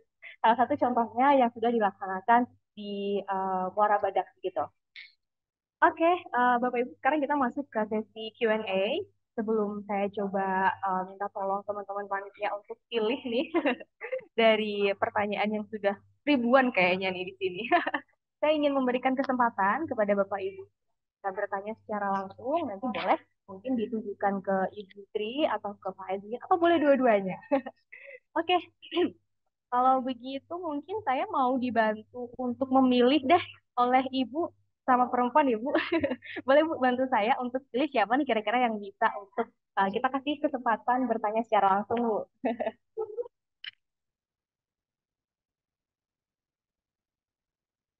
Sudah ada yang resen ini Bu beberapa. Iya, saya lagi bacain yang di chat juga cukup banyak itu. Iya, betul. Mangga sekarang bulannya apa? Bulan Februari ada nggak yang pakai F depannya namanya? Yang resen nggak ada ya? Hari tidak ada Bu. Kalau begitu mungkin karena Februari bulan kedua, urutan kedua bagaimana Bu? Mangga, silahkan. Oke. Oke, baik kalau begitu saya berikan kesempatan untuk Bapak Wimal. Ini karena di saya ada urutan di urutan kedua nih untuk bisa menyampaikan pertanyaannya secara langsung. Silakan Pak. Baik, terima kasih Mbak Kia. Terdengar nggak ya, Punten? Iya, sudah terdengar Pak. Ah ya, selamat pagi untuk para narasumber yang saya hormati. Eh, ada beberapa pertanyaan sih dari saya karena ini sangat menarik gitu ya. Untuk dari PLN, perkenalkan saya Wima dari Bio Farma, Pak. Nah, mungkin kita juga sudah sama-sama terjun ya di dalam proper mungkin ya, kalau di dalam kegiatan yang seperti ini gitu. Nah, ini yang ingin saya tanyakan adalah cukup menarik untuk program yang berbasis dengan terumbu karang gitu ya. Tadi ada isunya adalah dia illegal fishing dan dirubah menjadi area konservasi atau pos pemantauan terumbu karang. Nah, pertanyaan saya adalah bagaimana cara merubah apa ya mindset masyarakat gitu ya, karena itu kan agak sulit gitu ya, dan ini program yang arahannya adalah program lingkungan gitu yang bukan langsung ke manfaatnya langsung dirasakan gitu, tapi harus berubah dulu dari cara konsep mindset yang seperti itu, karena kami juga memiliki beberapa program yang mirip sih Pak, tapi mungkin kendala di lapangannya adalah yaitu tadi masyarakat itu kan akan sangat sulit ya untuk kita apa ya pendekatannya harus lebih persuasif gitu ya, karena tadi manfaatnya tidak langsung didapatkan oleh mereka gitu. Lalu yang kedua pertanyaan saya ke Bu Dewi gitu ya, Bu, ini kan sebenarnya program yang bagus gitu ya untuk perusahaan terutama, tapi kami seringkali melihat program yang seperti ini itu manfaat langsung atau manfaat fiskal untuk perusahaannya itu belum terasa. Nah, eh, apa ya kiat-kiatnya untuk bisa lebih aware nih perusahaan untuk mendorong ke apa ekonomi biru ini gitu. Seperti itu, Bu. Baik, terima kasih Pak Wimal atas pertanyaannya. Langsung ditujukan ke dua speaker ya Pak. Oke, yang pertama tadi berkaitan dengan bagaimana cara merubah mindset masyarakat begitu ya Pak. Utamanya masyarakat yang memang nantinya akan terlibat langsung dengan kegiatan-kegiatan yang sifatnya konservasi gitu. Kemudian pertanyaan yang kedua tadi kiat-kiatnya ya Ibu untuk bisa mengajak begitu. Oke, kalau begitu saya ke Pak Izin terlebih dahulu. Silakan Pak Izin. Oke, baik. Salam kenal Pak Wimal, Pak. Jadi mohon izin Pak, saya coba respon ya Pak terkait pertanyaannya. bagaimana memang ini tantangan sih, tantangan dengan masyarakat untuk dalam hal pelibatan dalam program gitu ya. Dan kita sasar dengan mulainya dengan tokoh adat, Pak. Jadi kebetulan lokal hero kita itu adalah tokoh adatnya di sana gitu ya. Dan ada juga eh, pengurus dari ekowisata di sana itu salah satu tokoh adatnya. Jadi kita sasar selain dari camat gitu ya, dari kades pasti itu ya, kita sasar tokoh adatnya gitu ya. Jadi kita kita tidak berlaku sebagai dari pihak ketiga, tapi kita terus melakukan pendekatan bahwa kita tuh salah satu masyarakat di sana gitu. Jadi kita tidak bisa bahwa eh, ini punten ya Pak, koreksi saja gitu ya. Kalau kami yang kami lakukan memang kita tidak serta-merta ke sana untuk ngasih bantuan, tapi kita juga sering ke sana untuk menjadi bagian mereka gitu. Dan eh, kita juga tidak hanya di situ, kita melibatkan defense gitu ya, dari mulai TNI AL gitu ya, karena memang TNI AL di sana memang dan Polairut gitu ya, Polairut Bontang di sana eh, kewajibannya untuk eh, mengamankan gitu ya, mengamankan illegal fishing di sana gitu ya. Jadi kita kita rangkul juga gitu dari defense-nya gitu. Terus dari em, apa namanya? Dari em, dampaknya gitu ya. Sebenarnya terasa ketika masyarakat di sana kita perbaiki. Sebenarnya udah lama banget nih programnya dari 2018 gitu ya. Tapi baru kita tapi kita tetap lanjut sampai sekarang gitu. Itu semakin ke sini gitu ya karena terumbu karangnya udah bagus gitu ya terus kan terumbu karang ini sebagai feeding sama foraging ikan-ikan ya, mohon koreksinya Butri gitu ya. Yang saya dapatkan dari Unmul gitu ya, dan ketika terumbu karang ini rusak kan ikan-ikan ini biasanya kalau kita lihat film Nemo gitu ya, itu kan sebagai foraging gitu ya untuk mengembangbiakan gitu ikan di sana. Terus juga di sana kan terumbu karang ini juga menjadi feedingnya ikan-ikan kecil. Ketika ikan kecil kita tahu kalau ekosistem ikan kecil dimakan sama ikan yang lebih besar lagi, ikan lebih besar lagi. Nah, itu semakin bagus terumbu karangnya gitu ya. Semakin banyak ikan-ikan kecil di sana, semakin banyak ikan-ikan kecil di sana, semakin banyak ikan-ikan yang lebih besar lagi yang biasanya ditangkap oleh para nelayan gitu Bapak Ibu. Nah, jadi kita sasar selain wisatanya gitu ya. Jadi ada waktu itu Pak Mansur tuh cerita gitu ya. Ada pengunjung yang coba snorkeling di sana eh, sama Pak Muhlis gitu ya dari Unmul nanya, loh kok ada PLN, emang ada kabel di sini gitu kan, biasanya PLN listrik ya gitu kan, kok ada di situ, terus tanya, jadi sebenarnya jadi buat apa menarik gitu ya, menarik pengunjung di sana gitu. Kalau mau lihat PLN itu di sana ternyata bukan listrik tapi ternyata itu terumbu karang gitu ya. Dan sebenarnya yang dirasakan tadi salah satu kita kita apa namanya kita juga ada kajiannya apa SROI sama IKM, cuman memang belum kita update lagi makanya saya belum munculkan gitu ya. Karena udah 2022 belum saya update lagi, belum kita update lagi gitu ya. Untuk IKM-nya itu di angka 79 gitu ya. Dan lumayan alhamdulillah itu para masyarakat di sana cukup puas dengan adanya program itu gitu. Jadi kita kita tidak hanya kasih program tapi kita kaji juga apakah ada respon dari masyarakat seperti apa, dan SROI-nya di angka 1,23. Jadi kita nggak em, menyasar dengan nilai makin tinggi SROI makin bagus programnya, tapi kita sasar bahwa dengan ngasih kita Rp1 ada pengembalian 1,23 gitu ya. Dan ini kita sasar dari pendapatan di kawasan wisata di sana gitu ya. Jadi semakin banyak, semakin tahun, semakin lama gitu, semakin ke sini gitu, jumlah peningkatan wisatawan gitu ya di buku dari BPS-nya juga terlihat di desa Tanjung Limau gitu ya di Kecamatan Muara Badak itu semakin tinggi, dan kita juga coba cross check dengan tokoh adat yang pengelola kawasan wisata di sana, tapi emang betul gitu. Dan memang yang perlu kita improve lagi itu ya mungkin karena kita terlalu fokusnya saat ke terumbu karang gitu ya, untuk mangrove-nya kita masih sebatas penanaman gitu ya, tapi kita belum mengkaji lagi untuk penyerapan karbonnya seperti apa gitu ya, karena ini temanya kan blue carbon ya Bapak Ibu, dan ini yang menjadi PR kami. Dan eh, kita juga menyasar untuk pemberdayaan UMKM di sana gitu ya, karena memang dengan terbentuknya kawasan potensial gitu ya kan pasti ada banyak turis gitu ya, banyak wisatawan, dan peningkatan ekonomi pasti meningkat dan butuh UMK UMK untuk memberdayakan masyarakat di sana seperti itu. Baik, luar biasa Pak Jin. Jadi kita ini dulu ya Pak, engage dulu dengan tokoh di sana gitu ya. Kemudian nanti kita akan terbantu untuk kita masuk ke masyarakat. Tapi mungkin dengan beberapa kegiatan lokal di sana terlebih dahulu yang kita involve mungkin bahasanya ya Pak Jin. Oke, terima kasih banyak atas jawabannya. Semoga menjawab ya Pak Vimal. Kemudian tadi pertanyaan kedua ditujukan untuk Ibu dengan kiat-kiat karena tadi upaya-upaya atau program yang sifatnya adalah untuk konservasi lingkungan memang kita nggak bisa dapat manfaatnya secara langsung, nggak bisa terlihat secara langsung nih Bu. Begitu. Kira-kira kalau dari Ibu sih ada kiat-kiat khusus atau barangkali mungkin pengalaman menarik saat melakukan penelitian begitu Bu. Silakan Ibu. Ya, terima kasih ya, Teh.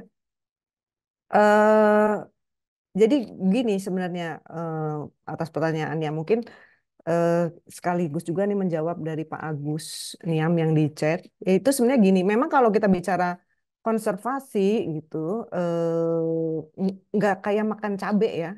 Maksudnya begitu kegigit kerasa pedesnya gitu kan. Eh, nggak begitu juga gitu. Tapi kita sebentar. Tapi kita melihatnya bahwa itu adalah jangka panjang gitu. Dan mungkin memang karena ada pepatah bilang seeing is believing, kalau ngelihat baru percaya gitu ya. Feeling is trusting. Jadi kalau merasakan baru percaya, baru ngerti, baru mau gitu ya. Nah, mungkin analognya seperti ini ya.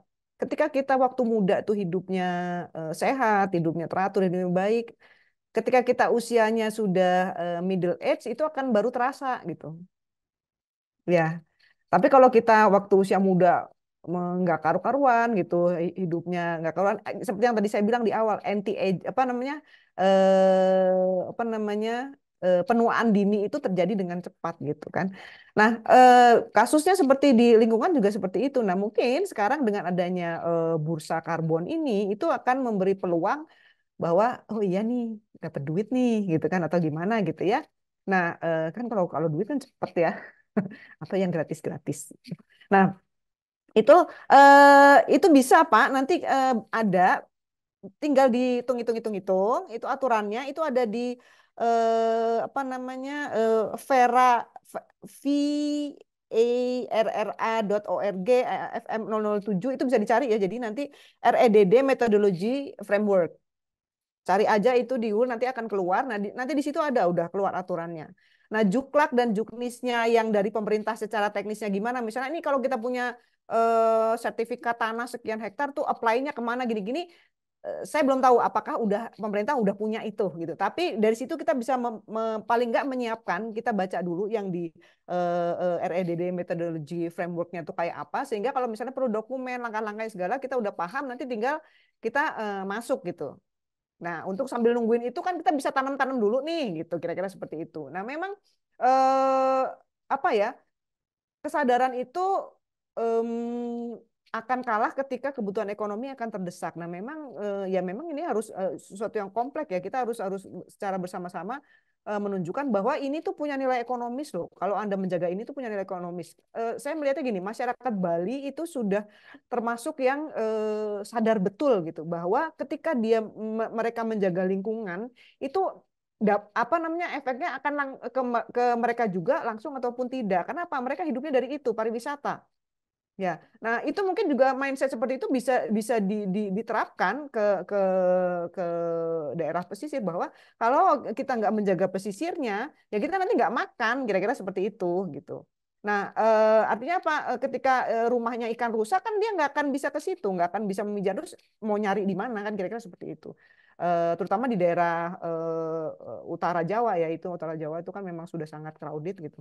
Kalau di Indonesia Timur mungkin masih agak-agak lega gitu, kira-kira seperti itu.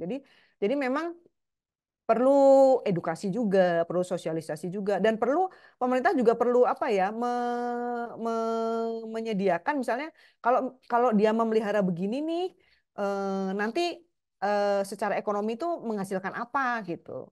menghasilkan. Nah, itu harus disosialisasikan juga ke masyarakat. Misalnya, oke Pak, nanti dalam jangka waktu misalnya 3 bulan, kasih waktu setahun, misalnya seperti itu. Kita belajar dari yang kearifan-kearifan lokal, kira-kira seperti itu. Jadi bagaimana mereka mengatur waktu, ada waktu stopnya, bagaimana untuk mereka healing, kemudian kapan memanennya dan sebagainya. Itu kalau diatur, dikelola dengan baik, saya rasa itu bisa jadi sesuatu yang menghasilkan gitu dan bisa terlihat secara nyata, kira-kira seperti itu. Memang itu butuh kerja keras berbagai pihak gitu, nggak mungkin kalau cuman pemerintah aja, 1, 2, 3 stakeholder tuh enggak. Jadi peran media juga penting di sini untuk mensosialisasikan dan sebagainya. Kenapa sih lamun tuh nih, jangan-jangan lamun teh siga kumaha ya, lamun iya itu lamunnya lamun Sunda apa lamun apa nih kan gitu. Nah kayak gitu misalnya, jadi ya itu. Saya secara teknis bagaimana programnya itu tergantung kepada masyarakat pesisir, karakteristiknya beda-beda, kondisinya di sana seperti apa gitu. Tapi pada intinya adalah seperti itu, harus dilakukan secara bersama-sama. Kira-kira demikian mungkin. Dan itu bisa menghasilkan dengan adanya kredit karbon ini gitu. Gitu kira-kira. Oke, terima kasih Bu atas jawabannya. Melengkapi sekali ya Bu tadi bahwa kalau saya mungkin izin rangkum, sebenarnya harus ada, kita tidak bisa menyisihkan peran penting dari edukasi tadi ya Bu. Sosialisasi, kemudian fasilitasi, dan harus ada apresiasi gitu. Dan proses-proses tersebut tidak bisa dijalankan sendiri ya, sektor private sendiri, tapi harus berkolaborasi, termasuk dengan sektor akademisi tadi, seperti program yang sudah dilaksanakan di Muara Badak. Oke, terima kasih banyak Ibu atas jawabannya. Oke, semoga bisa memberikan insight baru ya Pak Wima atas pertanyaannya. Sudah dijawab lengkap sekali oleh Pak Ezin dan Ibu Tri. Oke, saya coba ke kolom komentar, ini sudah banyak sekali Bu. Karena tadi sudah dari perusahaan, ini ternyata banyak juga teman-teman dari mahasiswa Ibu. Nah, ini saya coba pilih satu pertanyaan ya. Semoga nanti bisa mewakili pertanyaan-pertanyaan yang lain, karena ini ada 3 pertanyaan. Izin saya bacakan. Pertanyaannya ditujukan untuk Ibu Tri. Yang pertama, untuk penelitian cadangan karbon pada ekosistem lamun, apakah dilakukan berada dekat atau jauh dari pemukiman masyarakat dan lokasi budidaya ikan?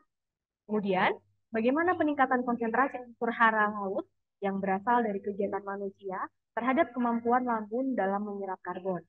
Dan pertanyaan ketiga, pada ekosistem lambung, manakah cadangan karbon yang lebih tinggi? Apakah pada bagian atas substrat atau pada bagian bawah substratnya? Ini Bu ada 3 pertanyaan borongan ya Bu terkait dengan ekosistem lamun tadi. Mungkin boleh, karena ini ditujukan untuk Ibu Tri, saya kasih kesempatan Ibu untuk langsung menjawab. Silakan Ibu. Ya, terima kasih moderator dan juga ini penanyanya namanya Kinanti Dela dari Andalas ya. Apa kabar? Semoga sehat selalu. Banyak ya pertanyaannya. Yuk riset bareng dengan saya. Gitu melalui program MBKM kan sekarang bisa tuh. Nah, pertanyaan pertama ya, untuk penelitian cadangan karbon ekosistem lamun, bisa in situ, bisa ex situ. Jadi kalau in situ tuh di lokasinya langsung itu bisa. Kalau ex situ tuh misalnya skala lab. Nah, yang saya lakukan di Indonesia adalah skala lab. Kenapa? Karena secara in situ di Indonesia peralatannya kurang memadai. Ketika saya dapat kesempatan sekolah di Jerman, itu saya melakukannya in situ. Jadi di lokasi lamunnya. Itu dengan peralatan yang canggih dan segala macamnya. Dengan kalau kita kan naruh alat di situ baru 2 hari udah hilang gitu ya. Itu pengalaman saya. Jadi kayaknya nggak bisa nih in situ gitu ya, rugi bandar gitu, alatnya mahal hilang gitu kan. Jadi saya melakukannya ex situ di lab, dan itu saya sudah melakukan beberapa kali. Cukup berhasil, hanya membutuhkan waktu yang lebih lama ya, karena kita kan harus menumbuhkan lamunnya, harus merekayasa lingkungannya supaya sesuai dengan habitat aslinya dia gimana. Somehow tumbuhan itu kalau dipindahkan dari lokasinya, dia juga tahu gitu, kayaknya ini bukan di rumah gue deh, ngambek gitu, nggak mau tumbuh lah, mati lah apa gitu. Jadi kendalanya seperti itu. Tapi in situ bisa. Jadi mungkin kalau misalnya kita bisa punya alat-alat yang memadai, yang at least punya logger gitu ya, dan segala macamnya, dan keamanannya terjamin, itu kita bisa lakukan secara in situ. Kemudian peningkatan konsentrasi unsur hara di laut berasal dari kegiatan manusia dalam namun dalam menyerap karbon. Peningkatan konsentrasi unsur hara. Ya, jadi salah satu riset saya yang di lab itu adalah ketika kita tambahkan misalnya bagaimana sih ini penyerapan karbonnya ketika misalnya kita tambahkan amonium gitu ya atau amonia. Kenapa demikian? Karena kebanyakan lamun itu kan di daerah pesisir, di daerah pantai yang dekat dengan tambak. Alih fungsinya menjadi tambak misalnya gitu. Nah, itu kan loading nutrien atau keluaran nutrien ke lingkungan itu sangat tinggi sehingga amoniaknya tinggi. Nah itu semua banyak yang ke arah lamun. Nah, itu gimana? Kemudian kemampuannya dia menyerap karbon itu. Itu ada riset saya yang menyatakan bahwa ternyata pada taraf tertentu itu dia pada konsentrasinya ada jadi dia punya toleransi maksimal ketika konsentrasi amoniaknya masih aman dia masih bisa menyerap karbon tapi ketika sudah terlalu tinggi sudah melewati batas toleransinya itu nanti akan terganggu penyerapan karbonnya dan itu spesifik spesies ya jadi setiap spesies itu beda-beda kemampuannya kira-kira seperti itu jadi dan satu lagi penyerapan karbon itu sangat dipengaruhi oleh suhu. Ya, jadi ketika suhunya dinaikkan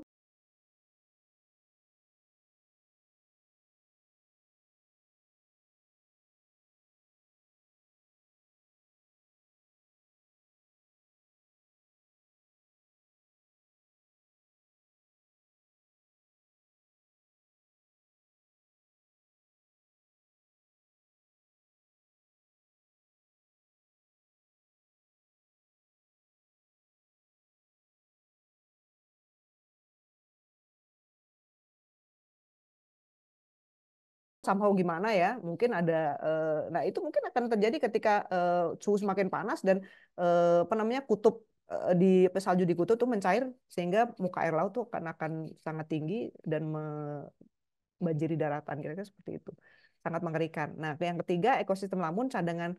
Nah ini yang sedang lagi saya teliti jadi bagian-bagiannya nggak boleh dibocorin ya orang belum publish gitu kira-kira seperti itu nanti kita gosip-gosip aja lewat email nanti silakan Anda bisa kontak saya gitu mungkin ya terima kasih. Oke, terima kasih Bu. Luar biasa ini dari apa namanya dari ikut webinar Sustainability Insight Series bisa terbuka kesempatan untuk penelitian bareng Ibu ya Bu. Baik, terima kasih Bu. Jawabannya sangat lengkap bisa memberikan insight baru untuk Kak Kinanti ya tadi. Oke, saya ada beberapa pertanyaan juga nih untuk Kak Ezlin ya. Berkaitan kayaknya masih sama berkaitan dengan pelibatan masyarakat Pak. Sepertinya memang itu ya yang poin paling krusial dan cukup sulit menjadi Betul. tantangan dan hambatan begitu ya Pak Ezlin. Nah mungkin Iya. saya izin coba rangkum ya Pak Ezlin pertanyaannya. Yang pertama seperti apa sih kendala dan hambatan yang dihadapi ketika tim PLNIP memulai menginisiasi program tersebut untuk bisa menumbuhkan partisipasi dan rasa kepemilikan masyarakat terhadap program. Kemudian juga ada pertanyaan di sini terkait dengan apakah program-program PT PLN Indonesia Power ini atau unit-unitnya tadi hanya dilakukan di lokasi yang berdekatan dengan pembangkitnya saja begitu Pak Ezin atau barangkali ada pertimbangan lain yang bisa di-share supaya bisa memberikan insight ke penanya. Silakan Pak Ezin. Baik. Tadi saya cek di chat juga kayaknya banyak di pelibatan masyarakat ya. Memang ini menjadi tantangan kami ya Bapak Ibu. Hmm, masyarakat itu dinamis itu ya Bapak Ibu. Eh, banyak sekali tantangannya. Jadi sebenarnya kami di Mahakam ini di Samarinda ini punya saya mau paparin juga ada program kami sih namanya Kampung Iklim gitu ya. Yang digas KLHK. Cuman karena ini terkait blue carbon jadi ini aja dulu deh si apa namanya terumbu karang sama mangrove-nya kita gitu ya. Dan memang seperti yang tadi saya sempat jelaskan ya, kalau saya gitu ya dan sama tim gitu ya, yang kita lakukan memang kita tidak bisa terpisahkan gitu. Maksudnya kita harus jadi bagian mereka gitu. Pada intinya kalau masyarakat ini pasti melihat industri gitu ya, pasti melihat dampaknya gitu ya, dampak negatifnya. Adanya limbah gitu kan, adanya emisi. Dan ini terkait ya sama tadi apakah memang harus pemberdayaan masyarakatnya harus dekat dengan lokasi pembangkit atau lokasi kita. Ya karena memang masyarakat yang di ring satu kami ini yang terdampak langsung gitu ya. Eh, makanya bagaimana kita meng-create program yang share value gitu ya, value-nya bagi masyarakat dan value-nya bagi kita. Dan salah satunya adalah program pemberdayaan. Pemberdayaan masyarakat, pembinaan hubungan, sama pelayanan masyarakat gitu. Jadi kita tidak terpisahkan dari tiga aspek, pemberdayaan, pelayanan, sama pembinaan hubungan. Nah, ini yang kita terus laksanakan gitu ya. Tidak hanya di Kalimantan Timur gitu ya. Ada unit-unit kami yang lebih besar lagi kayak di Priok gitu ya, di Suralaya itu lebih oke lagi itu bagaimana pelibatan masyarakatnya. Cuman yang di luar pulau seperti kami di Kalimantan Timur itu memang agak sulit untuk pendekatannya. Makanya kita menggunakan bantuan dari tokoh adat gitu ya. Dan kita juga eh, apa istilahnya, kita tidak eh, mendorong pada proses charity gitu, tapi kita meng-create gitu ya, meng-create masyarakat, eh, menumbuhkan masyarakat ini memang susah gitu ya. Sampai sekarang pun susah sih sebenarnya. Jadi tidak semuanya masyarakat Desa Tanjung Limau, tapi memang yang dirangkul oleh tokoh adat. Dan ini step by step gitu ya, tidak dalam jangka waktu yang sangat pendek gitu ya. Setahun nambah berapa gitu, setahun nambah berapa itu juga kita kaji. Dan eh, memang untuk terkait yang lokasi pemberdayaan ini, kita memang poinnya lebih tinggi untuk disetujui gitu ya, untuk yang memang terkena dampak langsung gitu ya. Eh, di Sambera ini memang kan menggunakan gas ya, sebenarnya bukan PLTU. Jadi di Mahakam ini Samarinda kebetulan memang nggak ada PLTU. Adanya PLTD, PLTG, PLTMG gitu ya di Kota Samarinda untuk yang dikelola PLN Indonesia Power gitu ya. Untuk yang sebenarnya ada PLTU tapi dikelola oleh IPP atau dari swasta gitu. Ada juga yang di PLN yang lain gitu. Untuk khusus kami PLN Indonesia Power di Samarinda memang nggak ada PLTU, adanya PLTG gitu ya. Nah di sana itu memang kita bahan bakarnya itu kan gas, pakai sistem tracking melewati Kecamatan Muara Badak, dan pasti itu menjadi salah satu risiko kan gitu ya, dan dampaknya selain emisi gitu ya, dan meskipun kita juga monitor gitu emisinya, apa namanya, kita kelola juga gitu menggunakan sistem IPAL yang integrated gitu ya. Dan kita juga kelola limbah padat B3 non B3, dan kita juga ikut proper ya.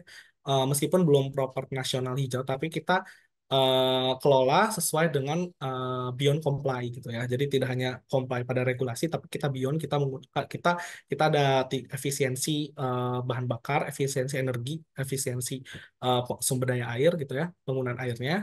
Dan mm, makanya eh, kita agak agak agak sulit nih kalau misalnya memang agak jauh gitu ya dari lokasi si site kami gitu ya. Karena kita juga ada ada hitung-hitungannya untuk program yang memang menjadi prioritas utama gitu ya. Karena eh, semakin tinggi dampak negatifnya yang kena, itu semakin tinggi nilai hitung-hitungan untuk pemberdayaan masyarakatnya. Jadi kita tidak mau masyarakatnya itu terkena dampak negatif, terus kita biarkan aja gitu. Jadi masa kita memprioritaskan yang memang masyarakat nggak kena dampaknya gitu, tapi yang kena dampaknya langsung nggak dikelola gitu. Jadi tapi step by step bahwa untuk ring satu kita prioritas utama, tapi ring 2 dan ring 3 kita tetap juga bisa berdayakan juga gitu. Tapi kita coba berdayakan yang didahulukan adalah ring satu yang memang terkena dampak langsung seperti itu. Mungkin Mbak Rizky. Oke, luar biasa Pak Ezri. Terima kasih banyak. Jadi berkaitan dengan aktivitas bisnisnya ya Pak Ezri, mana yang paling berdampak, mana yang paling menerima dampak dari aktivitas bisnis perusahaan? Itu yang kita utamakan untuk diberdayakan. Namun tidak menutup kemungkinan di wilayah-wilayah lain atau ring 2 dan seterusnya juga bisa diberdayakan melalui mungkin kolaborasi ya Pak Edwin dari kegiatan utamanya tersebut begitu. Karena tadi saya catat juga Pak Edwin menyampaikan di PLN juga proses atau menjalankan utamanya selain pemberdayaan ada pembinaan juga atau jalinan luar biasa. Terima kasih Pak Edwin atas jawabannya. Baik, Oke, Mbak. Bapak Ibu, saya mau mengingatkan supaya nanti terrecord ya kehadirannya. Jangan lupa untuk mengisi link absensi dan sampaikan juga feedbacknya untuk kegiatan kita selanjutnya. Kira-kira kita mau bahas apa nih di Sustainability Insight Series. Oke, nggak kerasa ya Bapak Ibu ternyata sudah jam 11. Pertanyaan-pertanyaannya semoga tadi juga bisa menjawab pertanyaan dan rasa penasaran Bapak Ibu yang belum sempat bertanya secara langsung. Saya bacakan. Materi-materinya juga sangat luar biasa. Kita nggak salah nih, speaker di sini. Dari Ibu Tri dan Pak Izin luar biasa sekali pengalaman dan latar belakangnya langsung belajar pagi sampai siang hari itu bertanya apa sih potensial of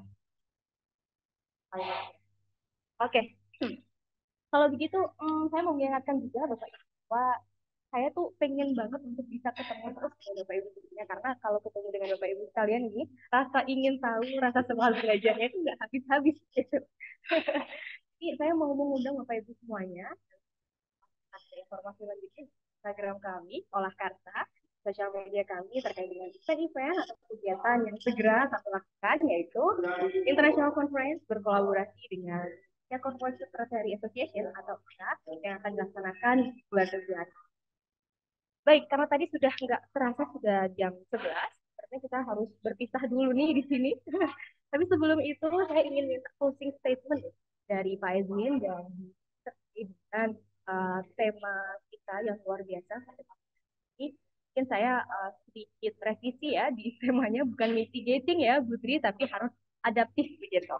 Oke, kalau begitu saya ke Ibu Tri terlebih dahulu. Ibu, saya minta closing statement-nya Bu terkait dengan topik dan pembahasan serta diskusi kita yang gak kerasa nih. Sudah banyak sekali ilmu yang bisa kita dapat dari apa yang disampaikan. Silakan Ibu closing statement-nya. Iya, saya duluan lagi nih Mas Eswin, nggak apa-apa.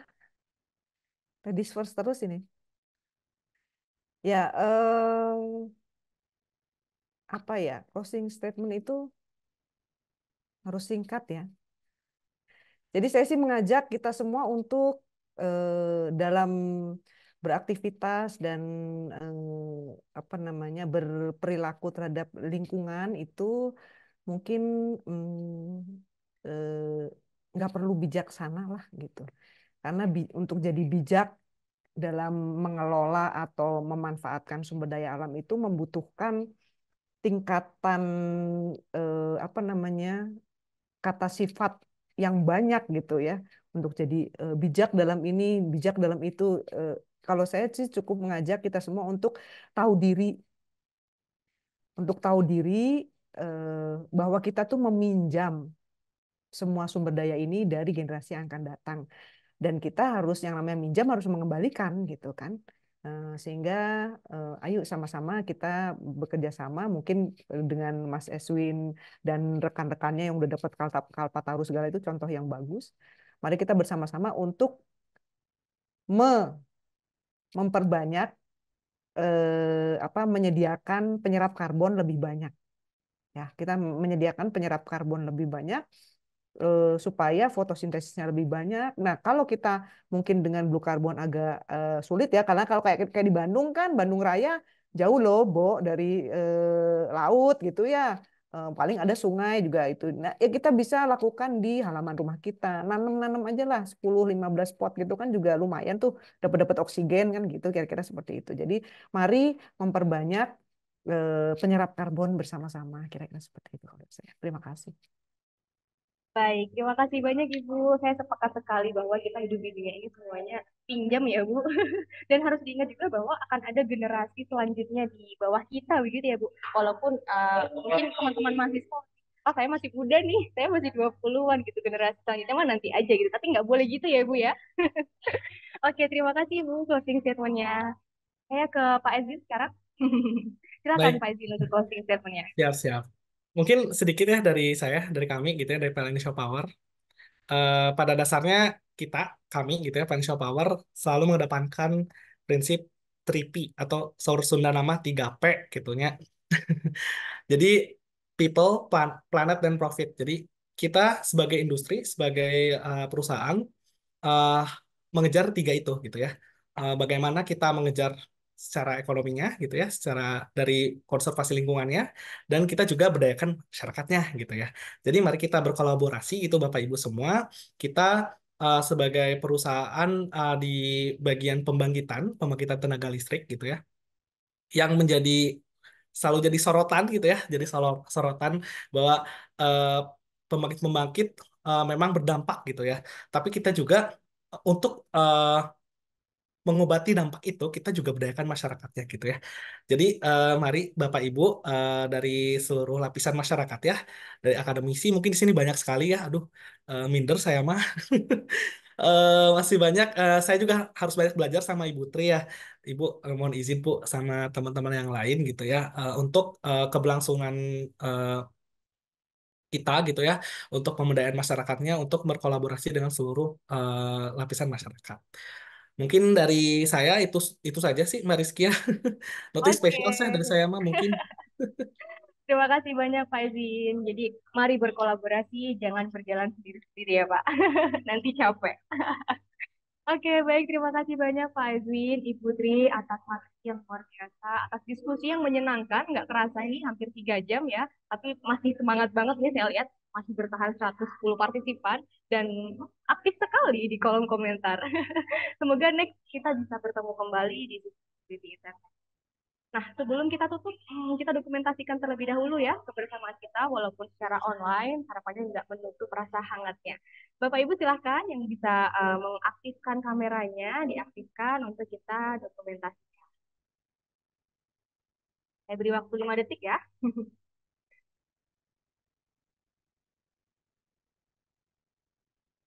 Oke, wah ramai sekali, luar biasa. Oke, sudah. Di slide pertama terlebih dahulu, saya hitung memberikan senyum terbaiknya supaya terdokumentasikan dengan cantik dan tampan semuanya. 1, 2, 3.